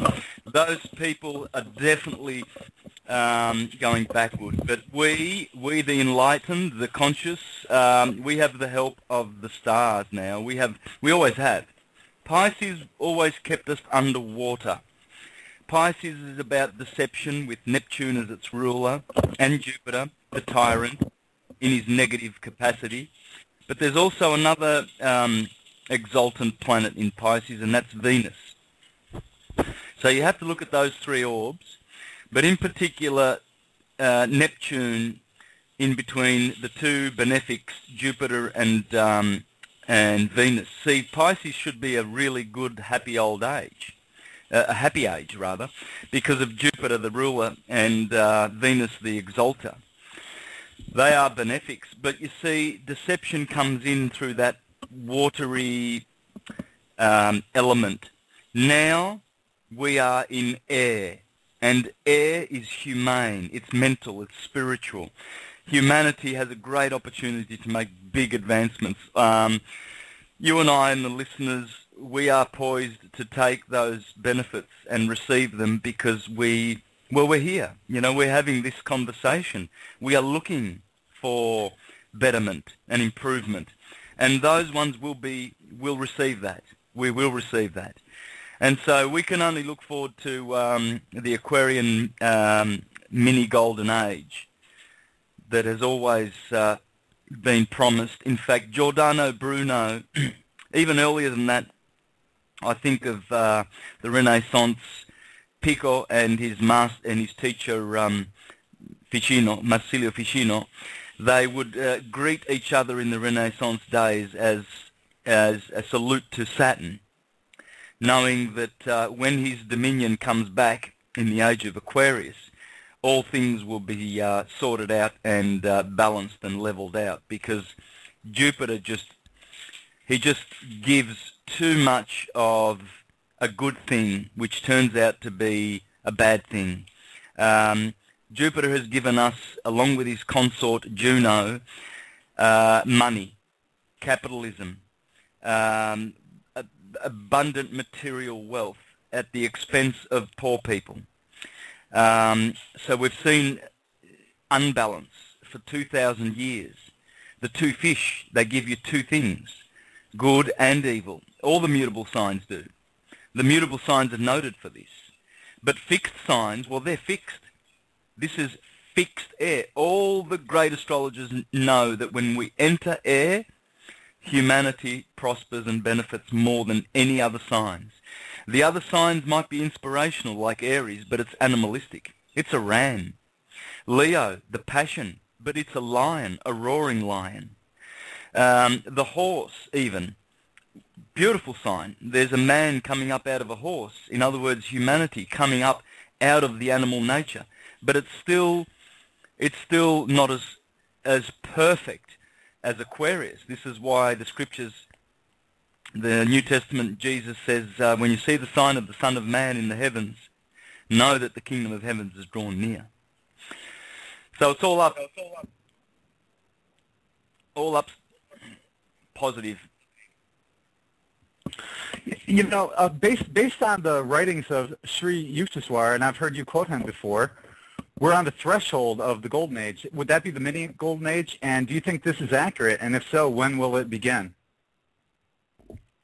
Well, I think it's we've gone through the portal on the 21st of December 2012. That date was definitely singled out by many, many calendars, and in particular we refer to the Mayan calendar, but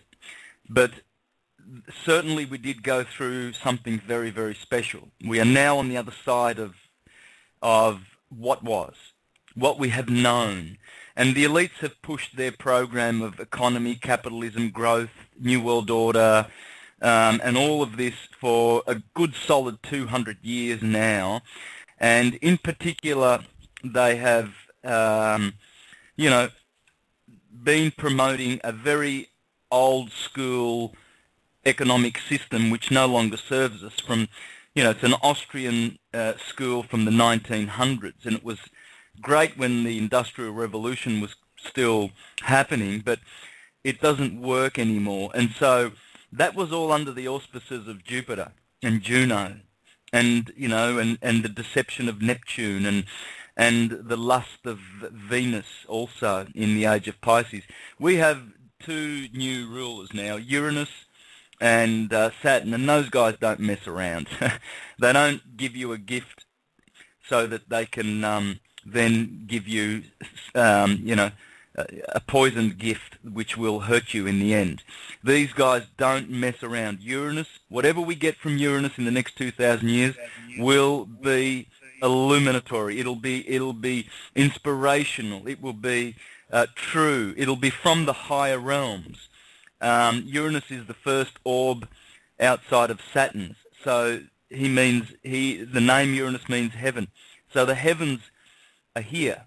But 2012 is a very important date for all the keen listeners who love their astronomy. You might want to get a pen and paper. I'll jot down some figures for you, and you'll understand what 2012 is all about from a Bible perspective. JC, or Jesus Christ, and notice, if there was a Yeshua, a prophet, a great divine ascended master who was called a savior, he wouldn't have been called Jesus, because that's just short for Jupiter and Zeus, Jesus. and the Romans did that for convenience. But if we're talking about a Jewish dude that kicked around in the Middle East around that time, his name would have been Yeshua, and there would have been a lot of differences between him and the Gospel Jesus. The Gospel Jesus is a literary creation, pure and simple, just like Humpty Dumpty, just like Santa Claus. Great truths, great morals, great teachings, but they are literary, not literal. So we the wise, hopefully, I don't consider myself wise, but I do consider myself enlightened rather than educated. We know the difference between a literary work and a literal work. So what you'll find in the Gospels is that Jesus, the so-called JC, was born 4 BCE. So that's 4 years before the 0 date of the beginning of the Common Era. Now, I have shown many, many times in my presentations that JC stands for Julian Calendar or Julius Caesar. And many, many great writers have pointed this out way before me. It's not original. I'm just repeating, but it's true. JC is the Julian calendar which began on the 4th of the era before our Common Era. Now, if you add 4 years plus 2012, you come to the magical number of 2016. Now, most people who understand the cycle of precession will automatically resonate with that number, 216.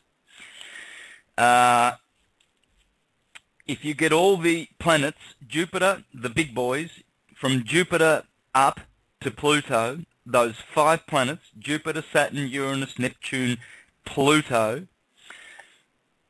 you will find that they all have cycles that that converge on the year 2016.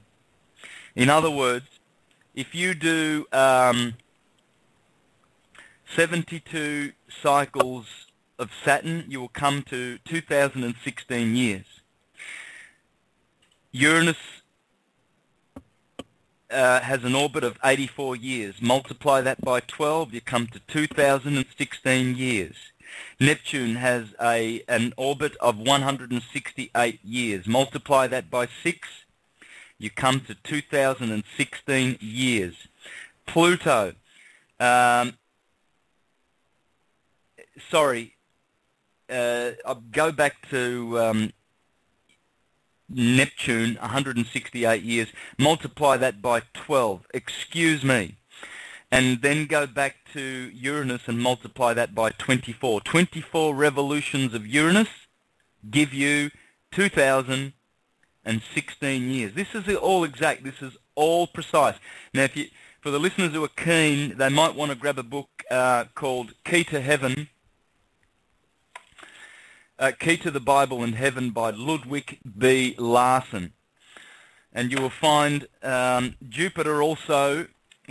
We haven't done Jupiter yet. Jupiter, once you multiply his 12-year orbit, you'd need to do that, I think, about 140 times. I'm just trying to find the figures here so I can be more exact. But all you need to do is grab a calculator and you'll work out exactly how many times Jupiter has to go around to do exactly 2016 years. Anyway, the point being, folks, is that 2016 years is the exact figure that they give for the rulership of an astrological sign.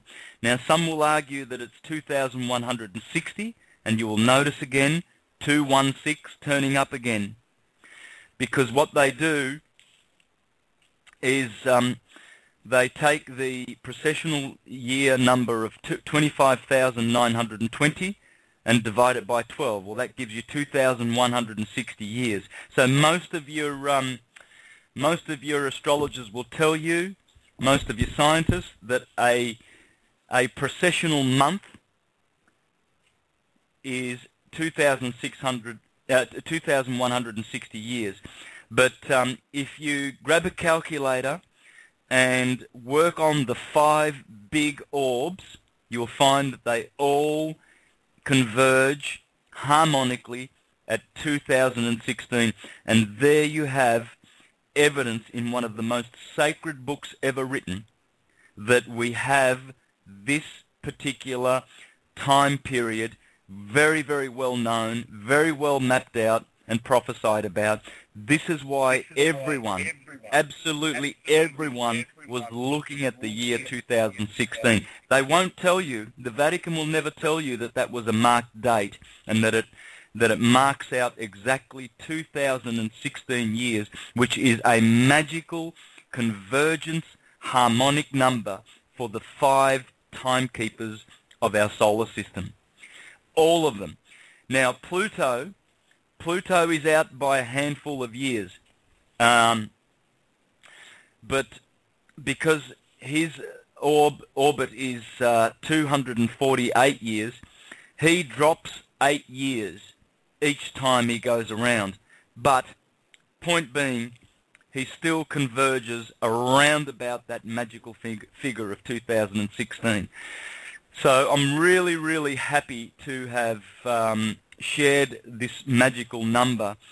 It is clear also in the Bible, just in case people don't know the scriptures very well. In the Gospel of Luke, the first 2 chapters, you need to read those 2 chapters to find this information, that the so-called Jesus was born at the time of Herod, because you see, we remember that Herod wanted to kill this new king.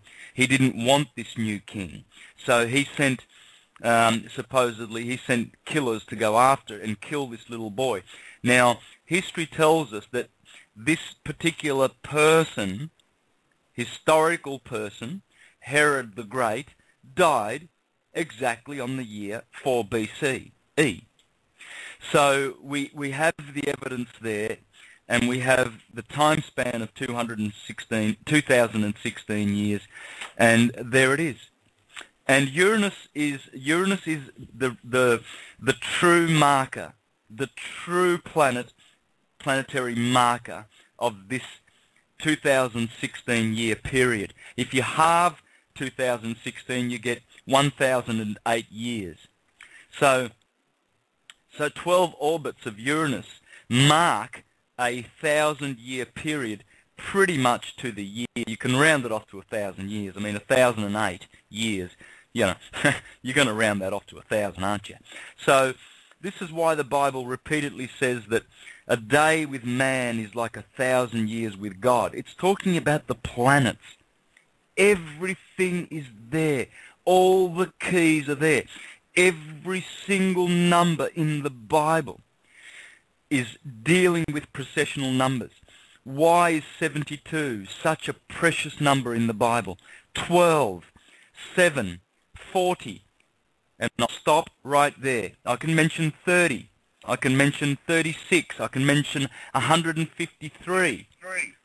Why did the apostles, after Jesus died and was ready to resurrect, why did they count the fish that they had caught to be 153 fish? Well, Pythagoras will tell you that. That's the number of the fish.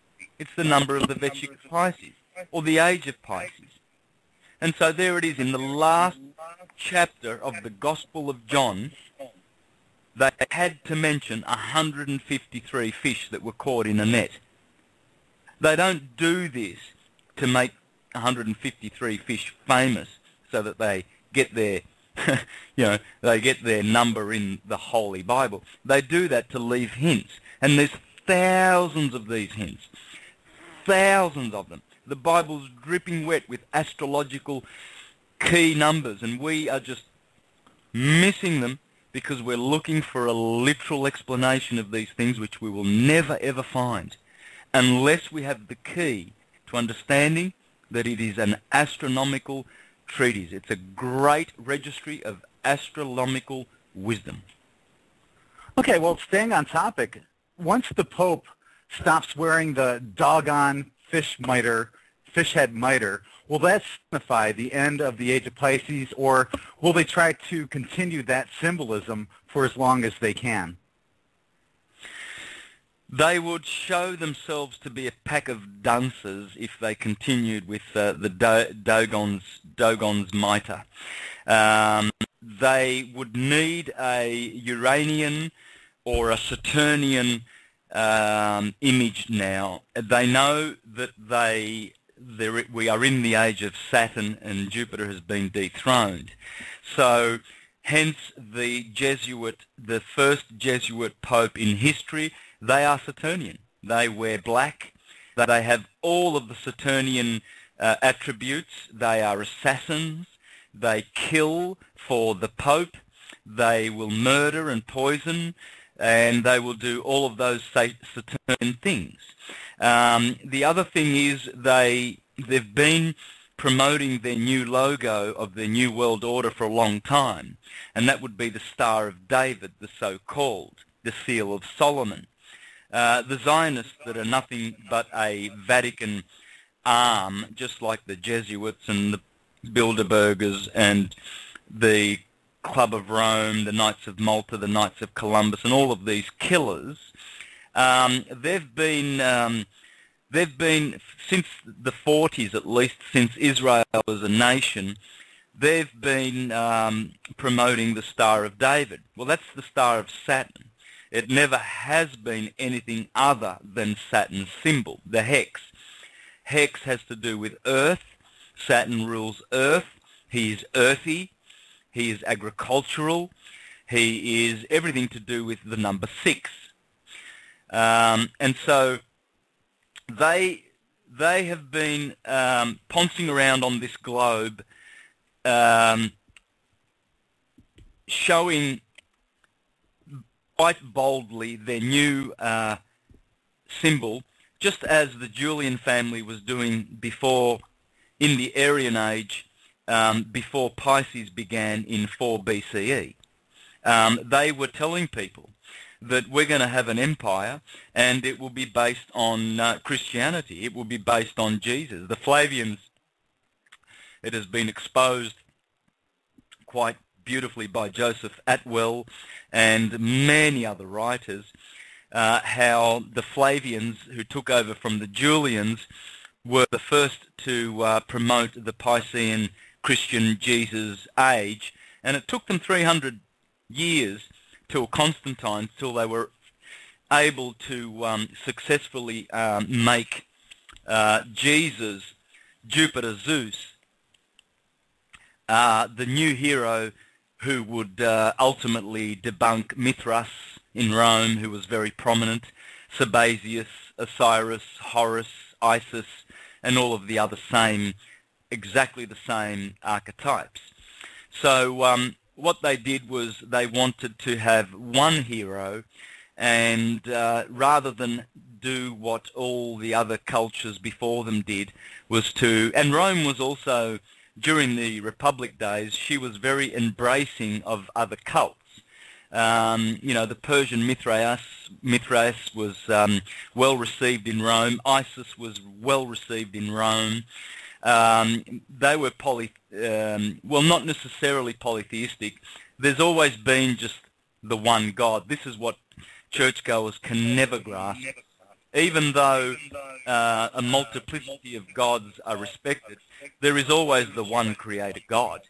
Only dunces do not understand this, and so this is why they like to corrupt the truth and teach that polytheists, you know, have no concept of the one universal consciousness, which is totally erroneous. All astrologers, all Hermetic philosophers, and wise men and women of the past have had both systems in their practice, because this is how it works. There is one creator, and he expresses the creation through his archetypal energies, and these are what we call gods. In fact, in the Bible they call them angels. So it's not really a big stretch for these monotheists to understand that they too acknowledge gods, plural.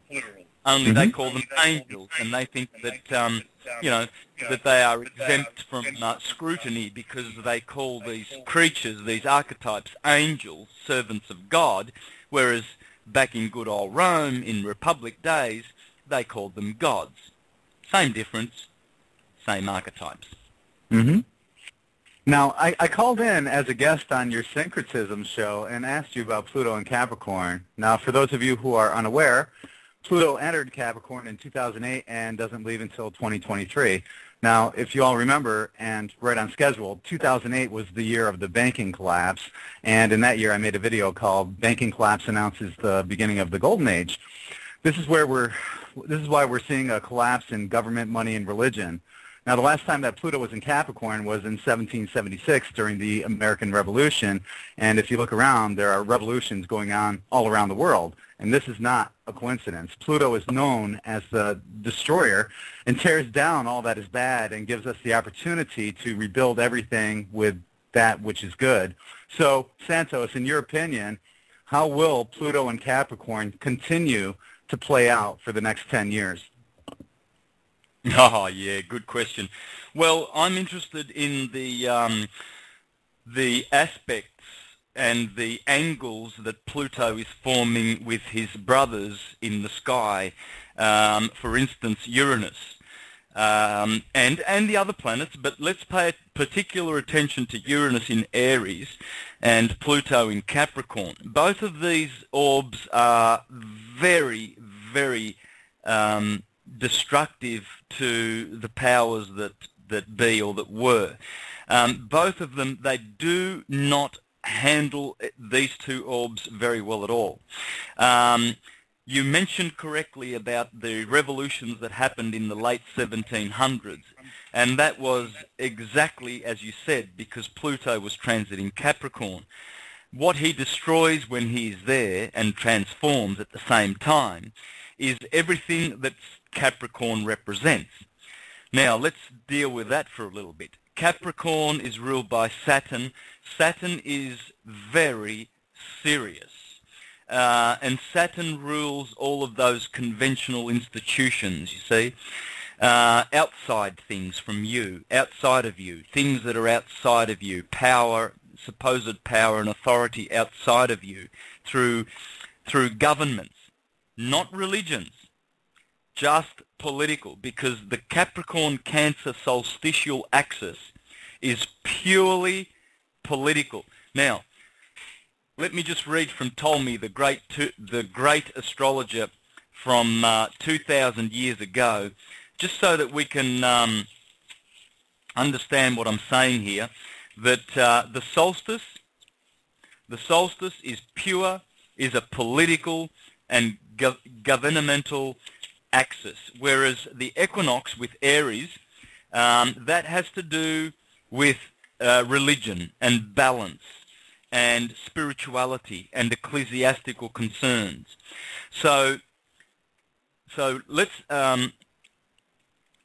first of all see if I can find the quote by Ptolemy. Usually just jumps out of, because I've marked it in the book. But Pluto is destroying those external political things and transforming them. He will be squaring with Aries. Now, a square is a very strong angle. That's 90 degrees, of course, because Aries and Capricorn are 90 degrees perpendicular to each other. And you'll find that these squares are very, very strong, because Pluto is around about the 7th or 8th degree of Capricorn, and Uranus is around about the 7th or 8th degree of Aries. So it's pretty strong.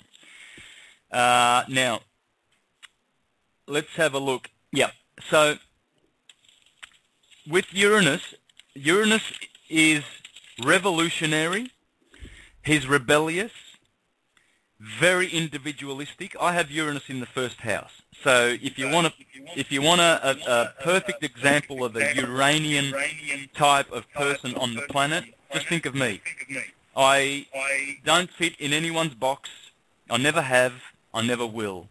I rebel against so-called authority. It just doesn't exist, in my opinion, in my knowing, not opinion, in my knowing. I am, well, I've always been pretty original. I've been reminded of that. If I had $1 for every time I was reminded that through my whole life, I'd be a billionaire. So you're going to have some nastiness toward established fictional religions with Uranus in Aries. Now, these two orbs are going to be squaring 7 times during this transit. Now, 7 is a lot of squares. That is a lot of squares. Normally, when they square off at each other, they probably square off 3, 4, 5, 6 at the most times. 7 is pretty much max. To have 2 planets squaring on and off 7 times over a period of about 2 or 3 years, starting from 2011 through 2014, is very, very significant. The religious institutions and the political institutions are going to take a very, very big hit. And look out for the end of Aries, around about the 17th of April, 18th, 19th. You will hear, there will be some more stuff similar to what's already happened in Aries. We've had, at the start of Aries, late March, we had Ireland telling the banks where to go, a la Iceland. And we've had a big meeting in South Africa of the BRIC nations, and they're already about to launch a new currency for the planet to put an end to the blood and killing of the Federal Reserve System, and to put that dollar to rest, as JFK tried to do 40 years ago. So 50 years ago. So the BRIC nations are very, very determined to crash this disgusting evil dollar, which does not belong to Americans. It's a currency which belongs to the filthy, filthy killing 1% banksters who have nothing better to do than just to steal and benefit themselves. Now, going back to Ptolemy, page 57 of his Tetrabiblios, 4 books, famous work this one, page 57. The equinoctial signs further indicate the circumstances liable to happen in ecclesiastical concerns and in religious matters. The tropical signs give warning of changes in the atmosphere and in political affairs. I'll stop right there. Say no more. Wow. So Capricorn is definitely political. You've got to remember, it's the 10th sign. By the time the sun gets there, the sun is severely diminished. It is the weakest. It's the sign of the weakest potency of the sun. The sun is the shortest days start from the 21st of December, which is the start of Capricorn. The sun is suffering, but the rays of the sun, as Manly P. Hall puts it, are penetrating rather than speeding up or growing, because in Aries is the blossom season. So the sun's rays all the way through to Leo 5 months later, the next fire sign, the sun's rays are actually growing things, whereas the sun in Capricorn is different. It has to pierce and penetrate through matter. It cannot quicken matter. Nothing grows. Everything shrivels and dies and contracts. Therefore, the rays of the sun are of that introverted, penetrating, self-reflecting nature. This is why people do a lot more thinking and writing and reading books during the winter when the sun's in Capricorn. So this sign is is cardinal Earth. Earth is the planet. The planet is Earth. So it has to do with kings and ruling and established institutions, political institutions, because it's earthy. It's to do with this Earth. So Pluto transiting there, but squaring with Uranus. If Uranus wasn't in Aries, it wouldn't be such a powerful destruction. But rest assured, these two working together are going to totally transform the face of this planet politically, geopolitically, and religiously. You will find that people are going to make their own path. They're not going to be going to church with Uranus in Aries. They're going to be thinking for themselves.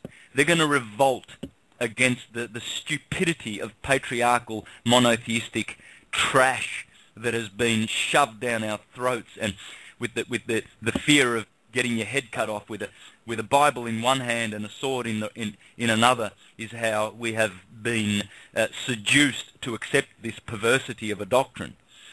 And so people are going to free themselves. They're going to turn to the Creator, which is, well, the Bible tells you God is light. They are going to adore and worship light, and in particular the still magnetic light, which is the Creator. All things that we see, all of them, anything that you see is a thought wave which emanates from the still, undivided, pure, balanced, powerful, truthful and loving magnetic light that God is. Now, Santos, you have an American Freedom Radio show today. Is that in 45 minutes or is that in an hour and 45 minutes? I'm hunching it's in about 2 hours and 45 minutes because daylight saving visited us on Sunday this week. So last week it was at 1 p.m. Today it will be at 2 p.m. So it's in about two hours, yeah. Okay, great. Now, Heidi, you have a question, right? Yeah, I thought it would be a good time to ask it, Santos. And you were speaking about the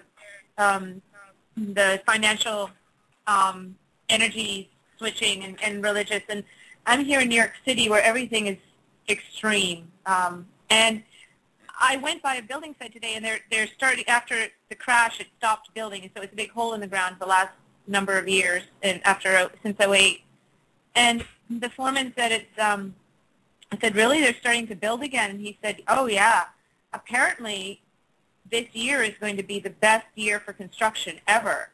And I'm like, I got to ask Santos about that, because it seems like there's these such strong opposing energies going on, and I wanted to know what you think about that, because in New York, you don't see a lot of the, it's a big facade going on, so I'd like to know what you think about that, because everything's continuing on as if nothing's happening, and it's a bit bizarre. Oh, look, the elites have got access to all kinds of astronomical figures when it comes to money. They've got the CAFRA accounts that they know about. They talk about the budget, which is a limited mentality type of approach to controlling people. They tell you that we're short of everything. We're short of air, we're short of water, we're short of everything.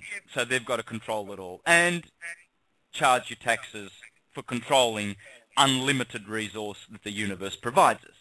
So they can pull this off. They can actually make it appear as if, they can do anything they want through their media and through their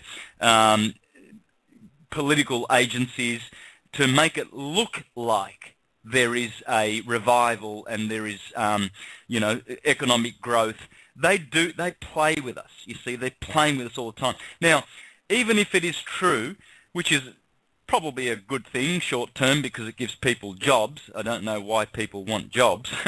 I would rather come to this planet and do work, good work, not jobs. Probably explains why I've only had, very few jobs in my life.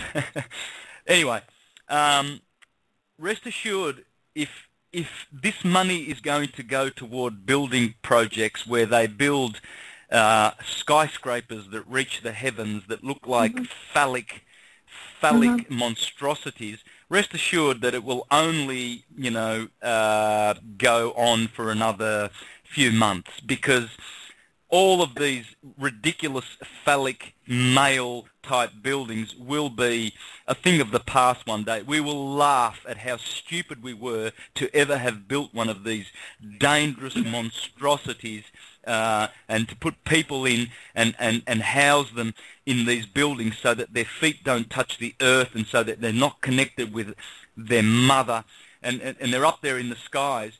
It's, it's just so ridiculous. This whole idea of building cities with towers that reach the heavens started way back in the corrupt empires of Babylon, Egypt, not the enlightened empires, but when they were corrupted with the coming of the Iron Age, you see. And so men, not women, men have always thought that the taller the building, the more prestige they have, you see. So Donald Trump has got this great big phallic sitting there in New York, and he wants to impress all the girls with his beauty pageants and all of this crap that he's doing. And they all want to impress someone, and I believe there are people that are actually impressed with these monstrosities. Go figure. But this is how it works.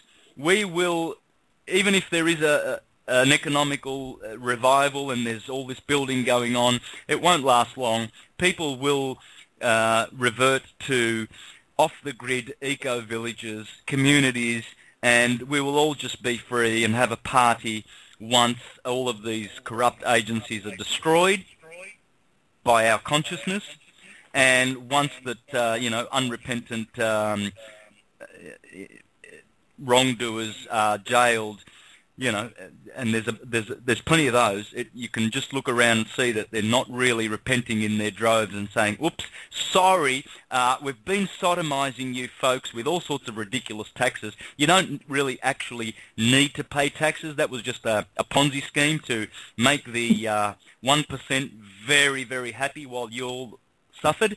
You don't really need to take vaccinations. You might want to let your own body be its own immune system. I think it's the best immune system ever invented in the universe.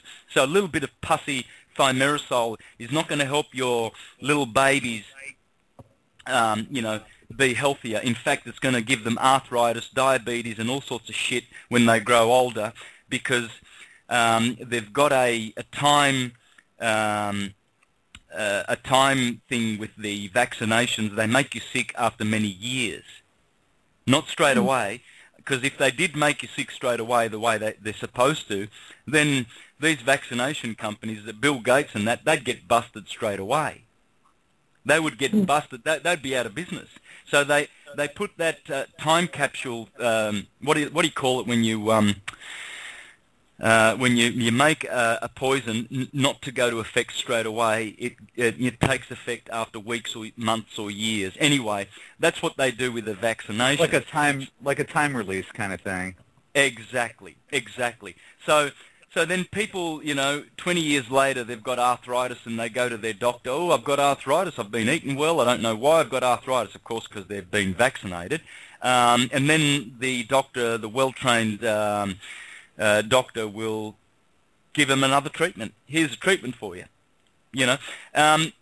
All of this has been a big fiction. It's all been about making money for the very, very few, and they're going to have to come clean. If they don't come clean, there will be arrests. There will be mass arrests coming up. Definitely, there will be mass arrests, and many of these types, these creepy types, will have to be jailed. I mean, the bar alone has put 7 million innocent Americans in jail. They're languishing in jails just so that their securities and bonds that the bar have created through their constructive court cases, making them hundreds and hundreds of thousands of dollars. It makes the bar much more money to have people in prison than to be free. They can get a lot more taxes and a lot more revenue from jailed people than free people. So this is why you have all these people in prison. Hey, Santos, you once said one of the most profound... Sorry. Go ahead. Oh, I just want to thank you. That timeline is awesome. Thank you. Santos, you once said one of the most profound things I've ever heard, and I'm paraphrasing. You said that from the moment the sperm fertilizes the egg, we begin dying. We were alive before that. Do you believe that we all chose the exact time and date of our current incarnations? Yes, absolutely. It is a choice, and this is how it happens.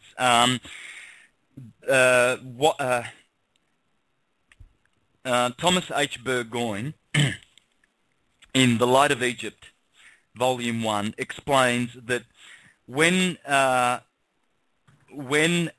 two parents are together in matrimony, in conjugal relationship, the soul that is wishing to incarnate will enter into incarnation at the propitious and appropriate time when all the celestial dynamics are in place for that soul to incarnate. So in that sense, it is a choice, yes, because we choose the configuration of the planets at the time that we are conceived, because that energy that is with the two parents when they are together, conceiving a child, those energies resonate with the soul. Usually, sometimes accidents and mistakes do happen, and this is where children are born in families that are totally misfits in that family. You know, black sheep, or they come out really antagonistic towards the rest of the family. They have strong criminal inclinations, and they set themselves totally apart from the rest of the family. They go against the flow. These are mistakes that happen because it's an imperfect. Well, I wouldn't even call it imperfect. It's just the way it is. But usually, you incarnate in a soul group, in a family that has the same dynamics in their souls. Their souls come from a similar place, and you'll find that with families. You'll see that. You'll see how some families, they all seem like one cohesive unit. They're really glued well together, and they love each other, and they're just beautiful units. Whereas other families are divided and contrasting and stuff like that. So, but certainly our souls come into incarnation when the timing is right, and when we choose those energies that we need to continue in our path. Some of those energies are very harsh. Why people choose to be born under a Grand Cross, for instance, is perplexing. And yet I have a sister who was born under a Grand Cross, and she's got all the health troubles that you can possibly imagine, severely overweight and obese, mental problems like you wouldn't believe. She's 54, and she hasn't been able to unlock the child, the adult within, and she's been very, very childish all her life. She was hit by a car when she was very, very young and traumatized. A Grand Cross, and in particular a Cardinal Grand Cross that she was born under, is very, very strong and very, very powerful. Now, I can say truthfully and clearly that she is definitely the black sheep of the family. She contrasts with her mother, she contrasts with her father, and she contrasts with the rest of the 5 other family members. She's always antagonistic toward all of us. Firstborn, Saturn in the first house, which ensures that you will be a firstborn. If you have Saturn or Jupiter in the first house, it's more than likely that you are the firstborn. And with a Grand Cross, you can expect mental and emotional and physical difficulties. Now, I've studied lots of people with Grand Crosses, and not all of them have these troubles. But certainly, They have come into the world at a time when they know that they're going to have some challenges, and yet they take these challenges on because they have so much work to do. And whatever you have in your chart, I've never seen a chart that is totally, totally awful and destructive. There is beauty in everyone's chart. You just have to find it, and you just have to see it for what it is. Every chart is a special snowflake, and they are all beautiful, and they are all precious, and all of them have good things and bad things, what we call good and bad, simply because this is the cycle of necessity. It is necessary upon us to polish this rough diamond of a soul that we have, and to raise it and bring it up to the next level always, wherever we are in incarnation. That is the purpose of incarnation, to work and sublimate the grosser elements of our bodies. You know, you've mentioned that the ascendant and the midheaven are the two most important features in anyone's birth chart. Can you explain why? And before you explain that, actually, Santos did a birth chart reading for me last week, and it was amazing. And maybe you can also explain how people can get in touch with you to have one. But yeah, you were mentioning about the midheaven and the ascendant being very important. Can you comment on that? Yeah, the ascendant is the rising sign. That angle is the most powerful of all the angles, what we call the four angles. And they roughly correspond to the cardinal angles that I mentioned earlier. Aries, Libra on the equinoxes, and Cancer, Capricorn on the solstices. The Aries, Libra brings balance and spiritual concerns. The Cancer, Capricorn on the tropics, this brings about imbalance, and it brings about political concerns and worldly concerns, rather earthy, materialistic concerns, rather than the spiritual ones of Aries, Libra. But the houses, the house system, that's another thing altogether. The houses or the angles, they are called movable angles.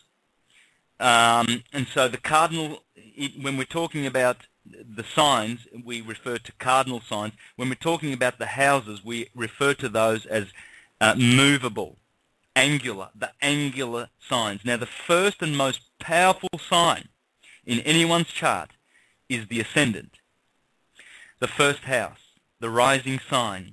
As it rises, all other planets that aspect with it give strength to it. The midheaven is the second most powerful point. That's where the sun reaches midday. So the ascendant is where the sun would be rising. And the midheaven is, of course, midday. Then the third most powerful angle is the sunset angle. That's called the descendant, opposite the ascendant.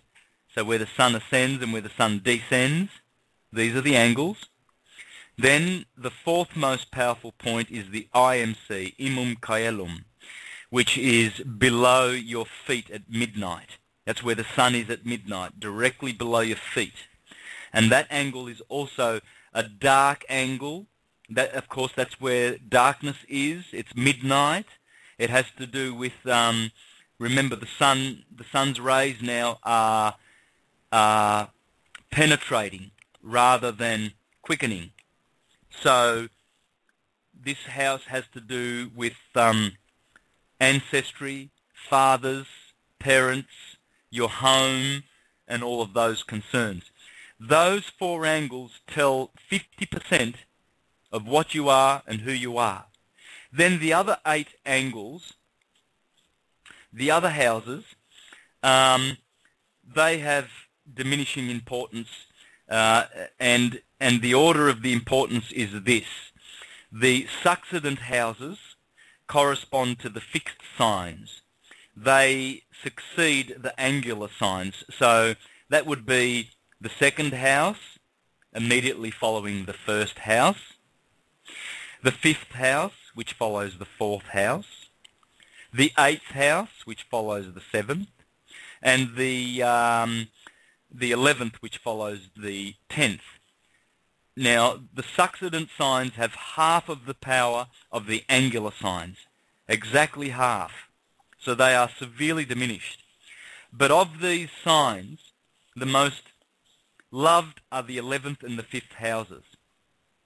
So once you get off the angular houses, 1, 4, 7, and 10, you immediately look for what's in the 11th and the 5th, because good things are found in these houses. Whereas the 2nd and the 8th, Firmicus Maternus says, whichever chart you are doing, you should pray that the native does not have planets in the 2nd or the 8th house. Or the let me attend to my dog. I'll fix her. So and you want to pray that the native does not have planets in the 6th or the 12th house, because those, the 2nd and the 8th, which are succedent signs, are harmful signs, and so are the 6th and the 12th houses, which are cadent signs. So let's go to the cadent signs, shall we? The cadent correspond to the mutable signs, and they are the weakest. They have to do with hidden things and the past, whereas the succedent signs have to do with the future, and the angular signs have to do with now. This is why the angular signs are so important, because they have to do with now and what's happening now. Whereas the succedent signs, 2, 5, 8, and 11, these have to do with the future. And so, but going back to your question, the angles, the most powerful sign would be the 1st, and the least powerful would be the 12th. But not in that order. This is the order. For people who want to write down the order, this is the order of the power of the sign. The 1st house, the ascendant, is number 1.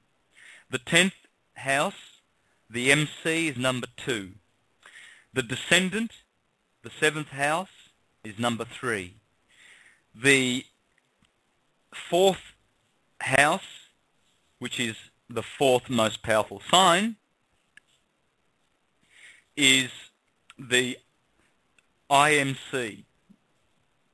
Then the 5th is the 11th house, the 6th is the 5th house, the 7th is the 3rd house. And then you stop there, really. Those 7 are the positive ones, and the next 5 border on and go toward negative. And so the 8th most powerful, least powerful sign is the 9th, then the 2nd, then the 8th, then the 6th, and lastly the 12th. And that is the order. All right. Thank you for explaining that. One thing I was curious about, too, can you explain how the rings of Saturn are related to the rings people exchange during a wedding ceremony? Oh, yeah, for sure. Well, Saturn, the keeper of time, obviously you're going to have a ring on your ring finger in honor of Saturn, because he marries couples. Saturn is the officiator there. So, and we also wear rings on the ears. The ears, and in particular the right ear, is the domain of Saturn. Saturn rules, Capricorn rules the hearing, and Saturn rules the ears and the hearing. Because when the sun's down in Capricorn, there's not much to see. It's dark, it's wet, it's midnight, it's winter. In the daily cycle, it represents midnight, from 1 to 2. In the yearly cycle, it represents the heart of winter, from all of December and January, mostly. So your hearing is going to be more prominent than your seeing. Seeing happens during the day, and the sun rules the seeing, according to Plato. the sun rules the right eye in males, and the moon rules the left eye in males, opposite in females. So we see that the great luminaries have to do with seeing, whereas Saturn, the cold, the wintry, the dark, has to do with another kind of seeing, and that is hearing. When you listen, you are obeying Saturn. This is why they put rings on slaves, so that they would listen, and so that, you know, besides the other beneficial, you know, physically beneficial aspects of putting rings in your earlobe because of the beautiful pressure points and the nerve endings that are there, which relax the rest of the body. It's very therapeutic, but one symbolic reason for earrings is to pay attention to the law of Saturn, because Saturn's law is the highest law.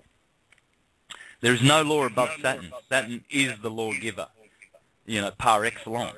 Jupiter also is, and Venus, but Saturn trumps them all. So when people are exchanging rings under Saturn, hence Satan, through the church, they're really giving their rings in the vows of Satan. Well, that's who you always make a pact with, the devil, don't you? Yeah.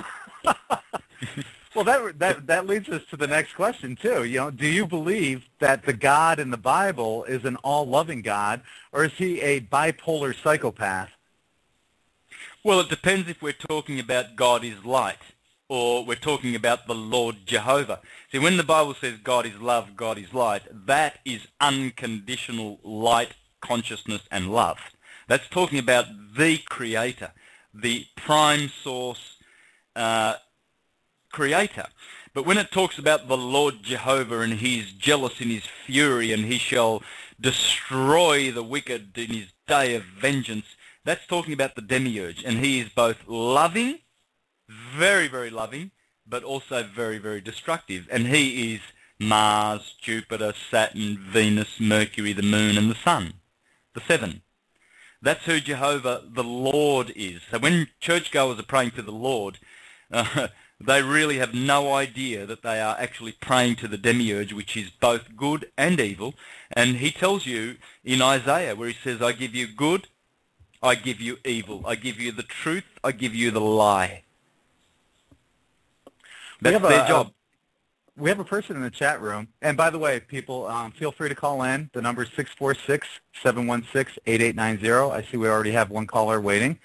And Nicholas in the chat room wanted to ask you a question. He wants to know if there's any symbolism related to the Lyrids meteor shower on April 22nd. Yeah, I'm glad he reminded me of that, because I haven't thought about that for a long time. I wouldn't be able to offer any sensible information right now unless I really look at the 22nd of April in terms of astrologically. Then I might be able to offer something, and I might do that if I get a chance while we're talking. How's that? Oh, that's great. Heidi, there's a caller in the chat room. Would you like to bring that caller in? Well, I was on mute there. Sure. 408. Hello. 408. Are you there? Yeah. Hi. What's your name? My name's Steve. I'm calling you from San Jose, California. I had a Hi, question Steve. Hi there. I had a question for Santos. I just was listening to the OPPT show here, and I know he's familiar with that. I'd like his take on the first 2 weeks in July. We have in the heavens, we have a situation where, as you know, Saturn is going to station and then move forward. At the same time, Neptune is drifting back. And then we have Jupiter coming into Cancer, and for a few days they form a grand trine in water. And the OPPT people are asking, when will the value be released?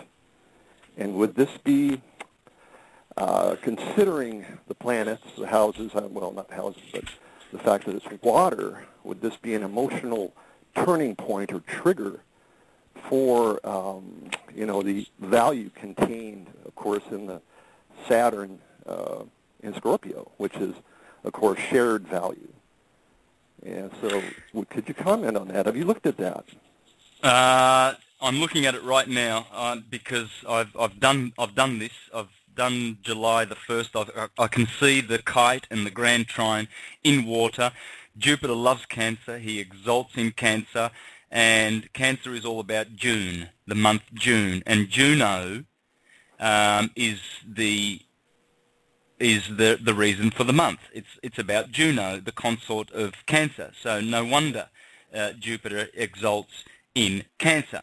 And we've got Saturn in Scorpio. Not a bad placement for Saturn. Not his best.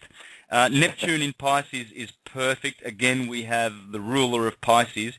So we've got very appropriate planets for the water signs. This grand trine will be, will have to do with emotional and psychic things on the planet. These watery planets signs have to do with the water element and the emotions. So you can expect, I would suggest, an uplift of beautiful emotional feelings on the planet. A grand trine is a harmonious. It's the opposite of what I spoke about before, the grand cross. If you've got a grand trine, you have lots and lots of harmonious energy in your chart. It doesn't necessarily pan out to pure good. It can be too much good. In the sense of laziness. I've found that a lot of people with grand trines, tend to just float around and just wait for things to happen to them, because great harmonious energy is all around them, and so they don't sort of be as motivated as, say, someone with a T-square in their sign or something like that. So harmonious, watery, emotional energy from great placements of planets. I look, at the time in July, the head of the dragon will be in Scorpio with Saturn. So the Rahu, the head of the dragon in Scorpio, trining with Jupiter in the sign of his exaltation in June, late June, trining with Neptune in Pisces, the ruler of that sign. This is going to be a magnificent time in our history. I think, I believe. Right. Do you think this could be the event? They talk about a cosmic and universal event. Could this be more of the Neptune permeating, the emotional outpouring? Neptune is very inspirational on his good side. It's pure inspiration. Some Bible astrologers call Neptune the Holy Spirit, the Holy Dove. You'll notice that it looks like a stylized menorah, the Jewish candelabra. It is a holy sign. In Pisces, he thrives in Pisces. I think water is one of the special elements. It's the closest to magnetism that you'll get. The fire is electricity. Air is kinetic energy. Rather, Earth is kinetic energy, and air is chemical energy of the universe, whereas water is magnetic. So magnetism, it's a magnetic universe which produces the electric universe that we see, but it is a magnetic universe and an electric dual verse. So a grand trine in water is probably the best trine you can get, in my opinion, when it comes to spirituality and psychic things. Right. It's magnetism. So I'm thinking it's good. I'm thinking that it's going to be a really, really good thing. I think so, yeah. And so people may be able to come together on a more emotional level, and since you got Jupiter, Saturn, that's the belief system and the structure. And then the Neptune, there may be a big shift for a lot of people, that have prominent planets at that, about 5 degrees, I believe, 4 to 6 degrees. So that should be monumental for those people. Yeah. Look, these are not just any planets. Jupiter is perfect there in Cancer, Neptune in Pisces, Saturn not so. It's the house of Mars, so it's a couple of malefics there. But you've got to remember, water has to do with humanity too. In the Bible it talks about the waters, the sea. This is why the Vatican own the Holy See, the biggest corporation on the planet, because the Holy See, the sea is dealing with humanity. So if we've got three big planets, Jupiter, Saturn and Neptune, these guys, they are big and very powerful. Lots of angular momentum there. And they are in the signs of water which represent humanity. I believe that this is humanity holding hands together and saying, hey, we always were, we always were here for each other. Let's hold hands. We have the power. The 1%, if they're still around, dominating the planet, the 1% have the control, but we have the power. And I think this is a good opportunity for us under a grand trine to show our solidarity and fraternity and unite once and for all. This is the only thing that the elites fear. There's only one thing that they fear, and that is for the sheeple to wake up and do this. And we will. Well, very good. That was my feeling. I just want to get your take on it. And I've got Mars-Uranus conjunction at like 3 degrees of Cancer. And my sun gets, when Saturn stations, it squares my sun directly. So I'm going to have a heck of a good time. All righty. Wow. Well, I appreciate you kind of filling in what I felt. Yep. Thank you. All right. Thanks. Bye. Thanks, Steve. Santos, last week we had Jordan Maxwell on in5d Radio and asked him the same question I'd like to ask you. In your opinion, who or what is the Antichrist? Oh, the Antichrist, there's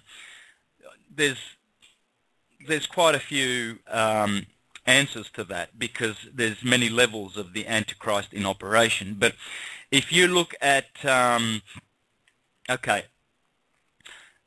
supposedly all the presidents in the US are supposed to be Christian, right?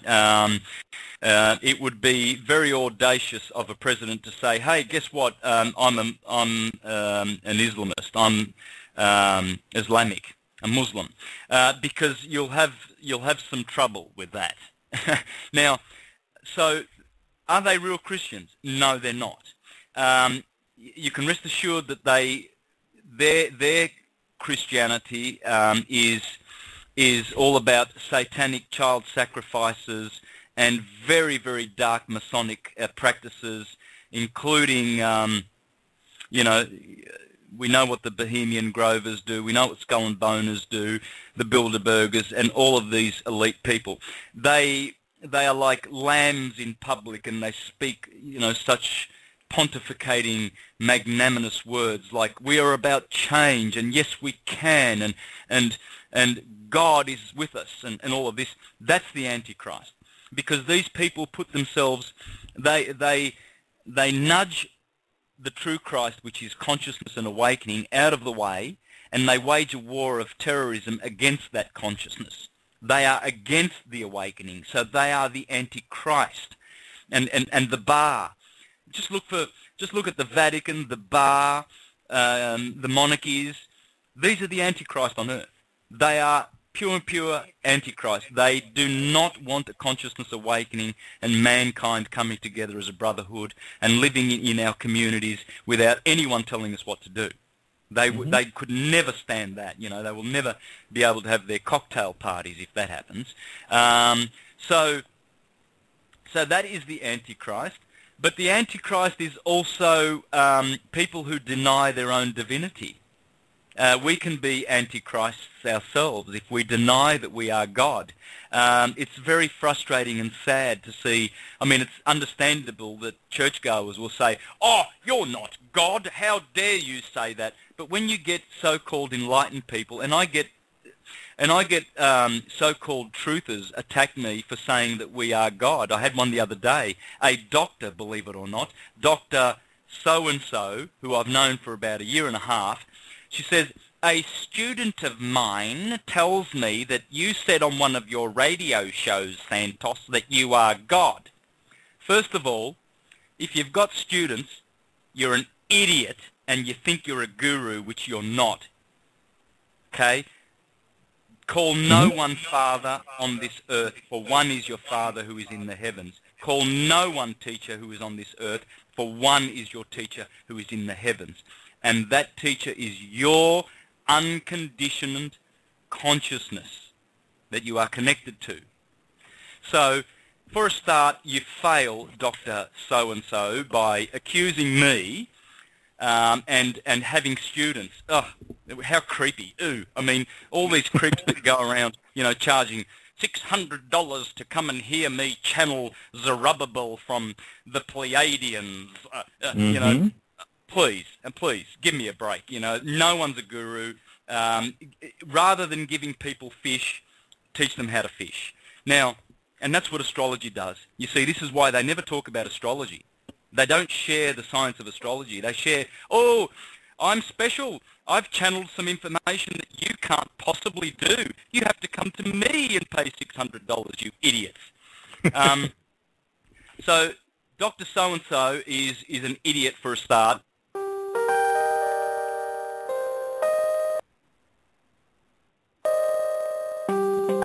Sorry, am I cutting off? No, we're here. We're okay.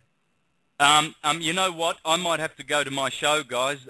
American Freedom Radio calling me. I might have the times wrong. So. Oh, okay. Well. Yeah. It's 2 hours earlier than you were right, Greg.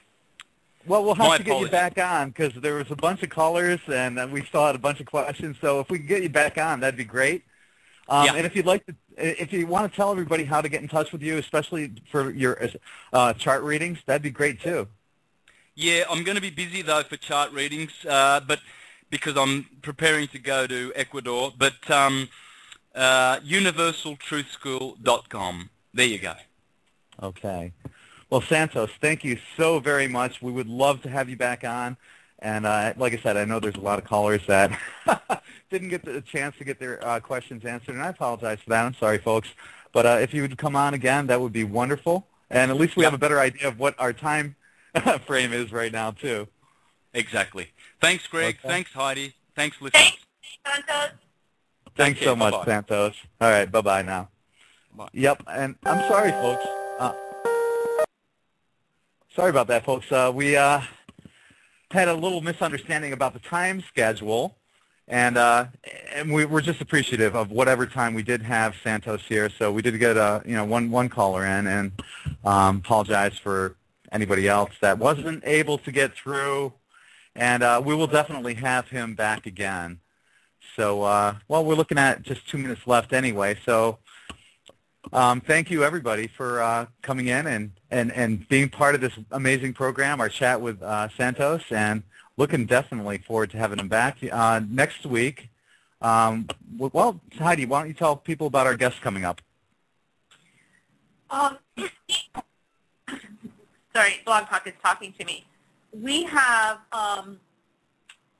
next week we have an astrologer, Kelley Rosano, on, who's actually about to head to Italy to do a really interesting conference. And she's just a bundle of positive energy. So get your astrological questions lined up for her. And then the following week, we have Els Baston, who is an animal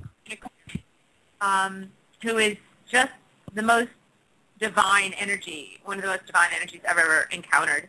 So I'm really looking forward to that one. And again, if you have pets or a fondness for animals, this is a show that you'll thoroughly enjoy. She has some skills that I'm sure all of us have to some degree, one degree or another, but she's devoted her life to it. So that's going to be a very cool show. And we were just talking about possibly getting Stephen Greer on. We're going to see if we can contact him and see if he'd like to be part of the show. Also, Graham Graham Hancock. I spoke with his son, and he said that it looks great, that we should be able to get Graham Hancock on as well. So we got some pretty big names coming up, and it's really exciting. So, you know, looking forward to all these great guests that we're having. Going to be, I'm really excited. Yeah, I think the Stephen Greer, I think it's going to, that would be a really well-timed one because of his film coming out in a week, I think. Yeah, so it's the 22nd, I think. So that would be brilliant. There is a person, 786 is right there. They're still hanging on. They've been hanging on for a while. I don't know if they just wanted to say hi or have a comment, but 786, you're live on in5d radio. Are you there? Oh, hello. Hi. Oh, hey. Welcome to in5d radio. What's your name? Oh, my gosh. My name is Lee. What's your name? My name is Lee. Leland. Lee, just Lee. Lee. Okay, hi, Lee. Yeah. Hey, Greg, Heidi. It's so nice to talk to you guys. I mean, I see the website. I've been on your website for the last year. I've been paying attention.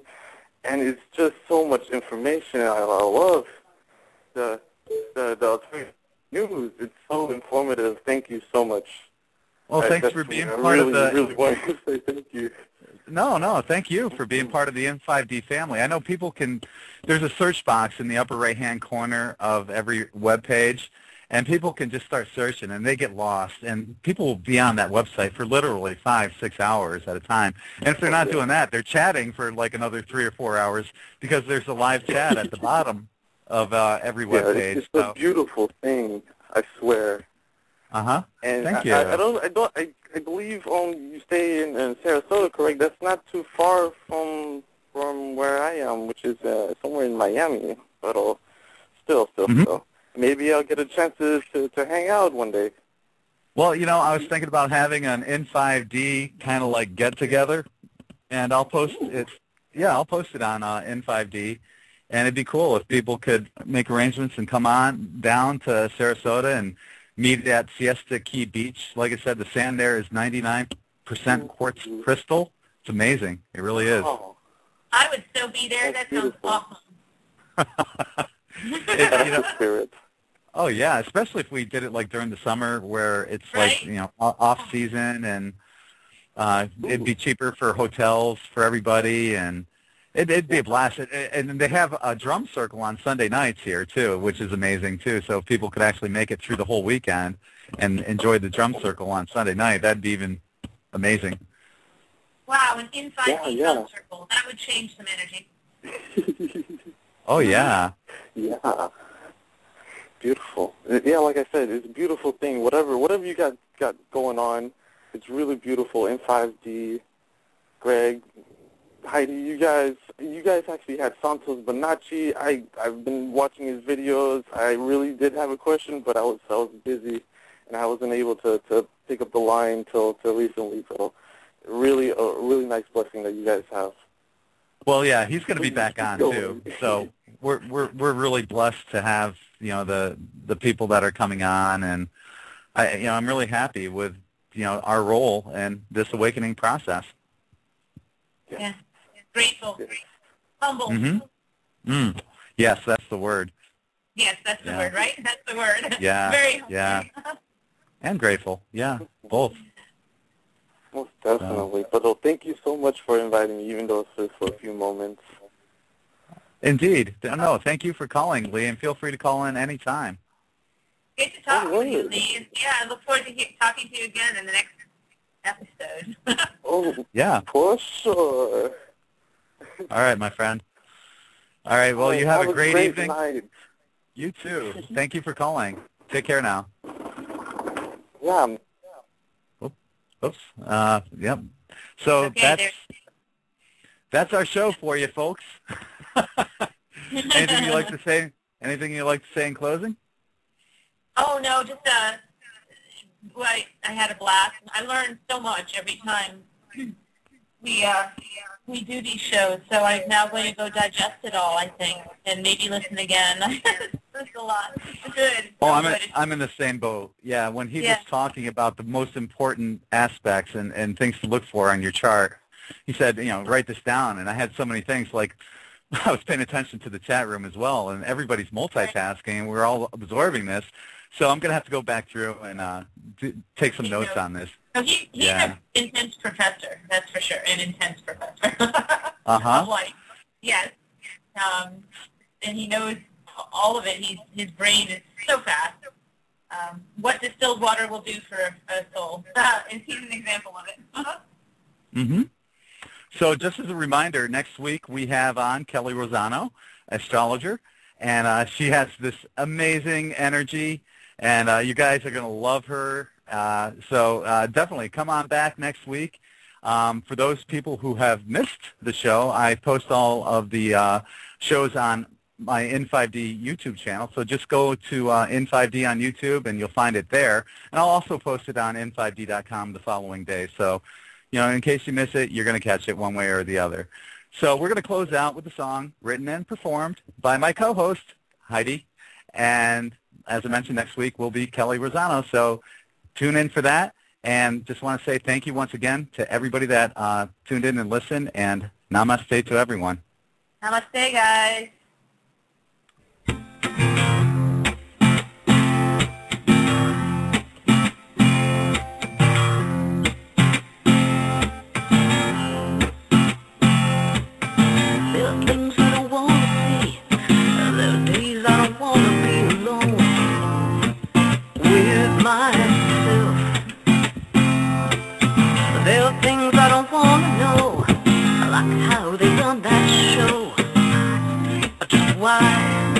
Why there's cause to tell, but I see it all, and I'll take the fall.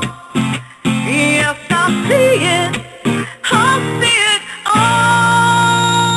Yeah, there are days that feel stout, things I believed in a crack, and then I begin. Though it feels a losing hand, I don't fold my cards to take a stand. No, strength has a way of finding truth within.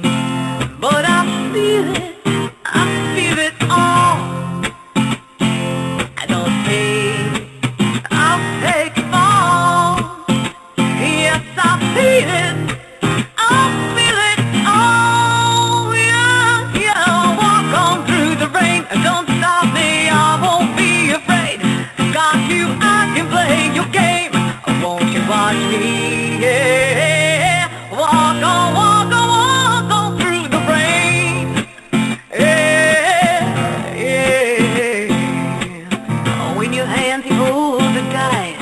I don't stop.